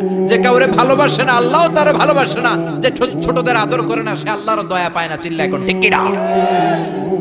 এজন্য ছেলে মেয়েদেরকে সময় দিবেন। আধুনিক কিছু ফ্যামিলিতে যেই সমস্যা, বাবা মা 2 জন চাকরি করে, বাবাও সকালে বের হয়ে যায়, মাও বের হয়ে যায়। যখন বের হয় তখন ছেলে মেয়ে ঘুমায়, আবার রাতে যখন ফিরে তখনও ঘুমায়। শুক্রবার ছাড়া ছেলে আর বাবার সাথে দেখাই হয় না। তো ছেলে মেয়ে মানুষ হয় কাজের মেয়ের কাছে। কার কাছে? কাজের মেয়ের কাছে। যদি আপনার ছেলে মেয়ে মানুষ হয়, এই ছেলে মেয়েগুলো কাজের মেয়ের চরিত্র নিয়ে বড় হবে, কাজের মেয়ের আচরণ নিয়েই বড় হবে। আপনার আচরণ, আপনার মধ্যে যে ভাব গাম্ভীর্য, ভদ্রতা, সুন্দর কথা বলার স্টাইল, এগুলো আপনার ছেলে মেয়েরা শিখবে না। চিৎকার করে বলেন ঠিক কি না? এরপর ইসলাম বলে, ছেলের বয়স যখন 7 হয়, ছেলে মেয়ে যখন 7 বছরে পৌঁছে, নামাজের আদেশ দেওয়ার দরকার আছে না নাই? মুরু সিবিয়ানাকুম বিসসালাতি ওয়া হুম 7 সিনিন। ছেলে মেয়ের বয়স যখন 7, নামাজের আদেশ দাও। যখন 10, ধমকায় হলেও, শাসন করে হলেও নামাজে নিবা। অনেকে আদরের ছেলে ফজরের সময় ডাকতে পারে না। হুজুর, অনেক আদরের ছেলে তো ফজরের সময় ডাকি না, ঘুমায় আছে, ছেলেটার ঘুম ভাঙবে। আমার ছেলে 10টায় ওঠে, 11টায় ওঠে, আদরের ছেলে। তো সকালবেলা যদি ঘরে আগুন লাগে তখন কি করবেন? ঘরে যদি ভূমিকম্প হয় কি করবেন? তখন ডাকবেন না? তো দুনিয়ার আগুন থেকে বাঁচানোর জন্য যদি ছেলেরা ডাকেন, জাহান্নামের আগুন থেকে বাঁচানোর জন্য আপনার কলিজার টুকরাটারে নামাজের জন্য ডাকার দরকার আছে না নাই? এরপরে বিশ্বনবী বললেন, ইযা বালাগাল আওলাদু 10 সিনিন ফাররিকু বাইনাহুম ফিল মাদাজি'। জরুরি মাসালা জেনে নেন, কান দুইটা খরগোশের মতো খাড়া করেন। বিশ্বনবী বললেন, ছেলে কিংবা মেয়ে বয়স যখন 10 হয়, বিছানা আলাদা করে দাও। ছেলে মেয়ের বয়স 10 হয়ে গেলে বাবা মেয়ের সাথে এক খাটে ঘুমাতে পারবে না। ছেলে মেয়েদের বয়স যখন 10 হয়ে যায়, মেয়ে বাবার সাথে ঘুমাতে পারবে না, ছেলের সাথে মা ঘুমাবে না, ভাই আর বোন এক বিছানায় শোবে না, ঠিক কি না? দুই ভাই, এদের বিছানাও যদি আলাদা করে দেয়া যায় সেটাও ভালো। এগুলো আমরা অনেক ফ্যামিলিতে মেনটেন করি না, এজন্য ঝামেলা আছে না নাই? আবার বিশ্বনবী বললেন আল্লিমু আওলাদাকুম আস-সিবাহা ওয়ার রিমায়া ওয়ার রুকুবাল খাইল, ছেলে মেয়েদেরকে সাঁতার শিখাও, তীর মারা শিখাও, ঘোড়ায় চলা শিখাও। সাঁতার শিখাতে বলেছে বিশ্বনবী, সুবহানাল্লাহ। ছেলেরে হাঁটা শিখায় বাবা, আব্বু হাঁটো হাঁটো হাঁটো, তুমি হাঁটো, তুমি আমার আব্বু হাঁটো। তো জমিনে হাঁটা শিখাইলেন, পোলা যদি পানিতে পড়ে তখন হাঁটাহাঁটি যাইবে কই? পানিতে হাঁটা যায়? পানিতে কি করতে হয়? সাঁতার। তো এটা শিখাইতে হবে না? বিশ্বনবী বললেন আল্লিমু আওলাদাকুম আস-সিবাহা, ছেলে মেয়েদেরকে সাঁতার শিখাও। দুই নম্বরে বললেন আর রিমায়া, রিমায়া মানে তীরন্দাজ বাহিনী বানাও, তীর মারো। ইমাম মাহদি আসলে জিহাদের ময়দানে শরীক হওয়ার দরকার আছে না নাই? তো এখন তো তীর মারামারি নেই, কি শিখাবেন? আত্মরক্ষার কৌশল শিখাবেন, কেমন করে প্রতিকূল পরিবেশে বেঁচে থাকতে হয়, সমাজের এই সংগ্রামে কেমন করে টিকে থাকতে হয়। ছেলে মেয়ের কখনো ননির পুতুল করে গড়ে তুলবেন না, কষ্ট সহিষ্ণু করে গড়ে তুলবেন। আপনি বেঁচে থাকতেই একটু কষ্ট করে করে শিখান, তাহলে তার ক্যারিয়ারটারে ব্রাইট করে দিবে কে? তিন নম্বরে বললেন রুকুবাল খাইল, কেমন করে ঘোড়ায় চড়তে হয় শিখাও। এখন তো ঘোড়া নাই, কেমন করে গাড়িতে চড়তে হয় শিখাইবেন, ঠিক কি না? কেমন করে সাইকেল চালাতে হয় শিখাবেন, হুন্ডা চালাতে হয় শিখাবেন। ছেলে মেয়েদের যা শেখানো দরকার শিখাই দিবেন, তাহলে ফ্যামিলিতে বরকত দিবে কে? এরপরে বিশ্বনবী বললেন আর নিকাহ, ছেলে কিংবা মেয়ে প্রাপ্তবয়স্ক হলে বাবা মার দায়িত্ব বিয়ে দেয়া, কি দেয়া। কিন্তু মেয়ের বয়স হয়ে গেছে 25, ছেলের বয়স 30, বিয়ে হয় না, আছে না নাই? ছেলেরা যদি জিজ্ঞেস করি বিয়ে করস না কেন, কয় হুজুর নিজের পায়ে দাঁড়ায় লই। তাহলে এতদিন কার পায়ে দাঁড়াইছো? আপনার ছেলে আপনার মেয়ে প্রাপ্তবয়স্ক হওয়ার পরে যৌবনের সময়ে যদি কোনো পাপ করে, অন্যায় করে, সময় মতো বিয়ে না দেওয়ার কারণে, তাদের পাপের কারণে ওই পাপের পার্সেন্টেজ গুনাহ আপনার আমলনামাতেও আছে না নাই? জোরে বলেন, জোরে বলেন। ছেলে মেয়েগুলো এখন চরিত্রহীন আর চরিত্রহীনা হয়ে যাচ্ছে এই পর্নোগ্রাফির ছোবলে, ইউটিউব আর ইন্টারনেটের ছোবলে। ওপেন অ্যাক্সেস একটা শব্দ লিখে ক্লিক করতে দেরি, নেকেড ফিল্মগুলো আসতে দেরি হয় না, চিল্লা এখন ঠিক কি না? এজন্য সময় মতো বিয়ে দিয়ে দেন, উপযুক্ত মেয়ে থাকলে বিয়ের ব্যবস্থা করেন, প্রাপ্তবয়স্ক ছেলে হলে বিয়ের ব্যবস্থা করেন। সময় মতো বিয়ে করায় দিলে সমাজের অপরাধগুলো কমে যাবে, ঠিক কি না? সর্বশেষ মাতা পিতার প্রতি যে দায়িত্ব আল্লাহ দিয়েছেন সেটা হচ্ছে আল মিরাস। কোরআনের দেয়া পদ্ধতি অনুযায়ী সম্পদ বন্টন করতে হবে। কার আইন? চিৎকার করে বলবেন, আইনটা কার? এজন্য রাব্বুল আলামিন বলেন ইউসিকুমুল্লাহু ফি আওলাদিকুম লিযযাকারি মিসলু হাযযিল উনসায়াইন। আল্লাহ বললেন দুনিয়ার সব বাবাদের জন্য স্পেশাল ভাবে আমি ওয়াজ করে দিলাম, ছেলের সম্পদের যতটুকু দিবা মেয়েরে দিবা অর্ধেক। কার আইন? ছেলেরে 10 লাখ দিলে মেয়েরে কয় লাখ? ছেলেরে 20 কানি জমি দিলে মেয়েরে? বিধানটা কার? উল্টাপাল্টা করা যাবে? তাহলে ছেলে মেয়েদের জন্য যেমনি আল্লাহ ফরজ করে দিলেন ওয়াবিল ওয়ালিদাইনি ইহসানা, আল্লাহর ইবাদতের পরে মাতা পিতার খেদমত করবা, ইহসান করবা, মাতা পিতাদের উপরও এই নিয়মগুলো আবশ্যক করে দিয়েছে কে? চিল্লায় বলেন। এজন্য ছেলে মেয়েরা পালন করবে তাদের দায়িত্ব, মাতা পিতারা দায়িত্ব পালন করবে তাদের দায়িত্ব। তাহলে সমাজটাকে জান্নাতের সমাজ বানায় দিবে কে? চিল্লায় বলেন কে? আল্লাহ তাআলা আমাদের এই কোরআনের বিধানগুলো মেনে নিয়ে আমাদের সমাজটাকে জান্নাতি সমাজ বানানোর তৌফিক দান করুক। আমরা পড়ি আমিন। আর জোরে পড়েন আমিন। যতগুলো কথা বলেছি কোরআন সুন্নাহর আলোকে বলেছি, বানিয়ে বলি নাই। তারপরেও আমার মনের অজান্তে কোনো মিস ইনফরমেশন যদি আমার মুখ ফসকে বেরিয়ে যায়, সেগুলো যেন আল্লাহ তাআলা আমাদের স্মৃতিপট থেকে মুছে দেয়। আমরা পড়ি আমিন। সত্য, সুন্দর, কল্যাণকর, হকের পক্ষে যা বললাম তার সবটুকুন আল্লাহ তাআলা প্রথমে আমাকে এবং আপনাদের সবাইকে আমলের তৌফিক দান করুক। আমরা পড়ি আমিন। আপনারা সবাই ভালো থাকবেন, সুস্থ থাকবেন, কোরআনের সাথে থাকবেন। আবারও হয়তো দেখা হয়ে যাবে কোনো তাফসীরুল কোরআনের ময়দানে। সুবহানাকাল্লাহুম্মা ওয়া বিহামদিকা আশহাদু আল্লা ইলাহা ইল্লা আনতা আস্তাগফিরুকা ওয়া আতুবু ইলাইক। ইয়া রাব্বি লাকাল হামদু কামা ইয়ানবাগি লিজালালি ওয়াজহিকা ওয়া আযীমি সুলতানিক।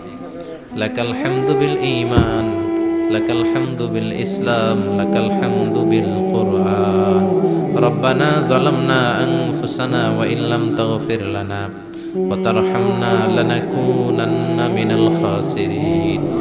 রব্বানা আতিনা ফিদ দুনিয়া হাসানাতাও ওয়া ফিল আখিরাতি হাসানাতাও ওয়া কিনা আযাবান নার।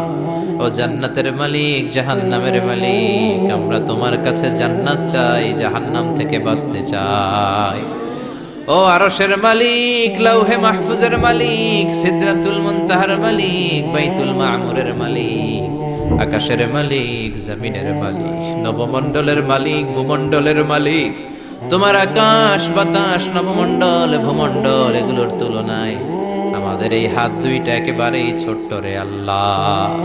ছোট্ট দুটো হাত পেতে বুক ভরা আশা নিয়ে তোমার শাহী দরবারে ভিক্ষুকের মতো চেয়ে রইলাম। রব্বুল আলামিন, আমাদের হাত দুইখানা তুমি কবুল আর মঞ্জুর করে দাও। আমরা সবাই গুনাহগার, গুনাহ মোদের বেশুমার। আকাশের নিচে জমিনের উপরে আমাদের চেয়ে বড় গুনাহগার হয়তো আর কেউ নাই। সগীরা কবিরা, জেনে না জেনে, ইচ্ছায় অনিচ্ছায় বন্ধুর পাল্লায় পড়ে, শয়তানের ধোকায় পড়ে লক্ষ লক্ষ কোটি কোটি গুনাহ করেছি। আজকের এই তাফসীরুল কোরআনের প্রোগ্রামের বরকতে, এই মাহফিলে আসার বরকতে তুমি আমাদের জিন্দেগীর সব গুনাহ খাতা মাফ করে দাও। আমার প্রবাসী ভাইয়েরা আজকে মাহফিলের জন্য অনেক প্রচেষ্টা করেছে, আল্লাহ তাদেরকে তুমি কবুল করে নাও। দেশের বাইরে আমার যে প্রবাসী ভাইয়েরা আছে, রব্বুল আলামিন সমস্ত বালা মুসিবত থেকে তাদের হেফাজত করো। রব্বুল আলামিন, আমার কোন ভাই কোন মাকাসেদ নিয়ে, কোন জ্বালা যন্ত্রণা নিয়ে হাত তুলেছে আমি জানি না, তোমার জানার বাকি নাই। আমার ভাইদের মনের সব নেক মাকাসেদ তুমি পূরণ করে দাও। রব্বুল আলামিন, সূরাতু বনি ইসরাইলের আলোকে তোমার দুইটা ফয়সালার কথা আমরা জানতে পারলাম। শুধুমাত্র কেবলমাত্র একমাত্র ইবাদত হবে তোমার, আর কারো ইবাদত করা যাবে না। তোমার ইবাদত করতে করতে করতে করতে যেন আমরা মৃত্যুর কোলে ঢলে পড়তে পারি, তৌফিক দাও।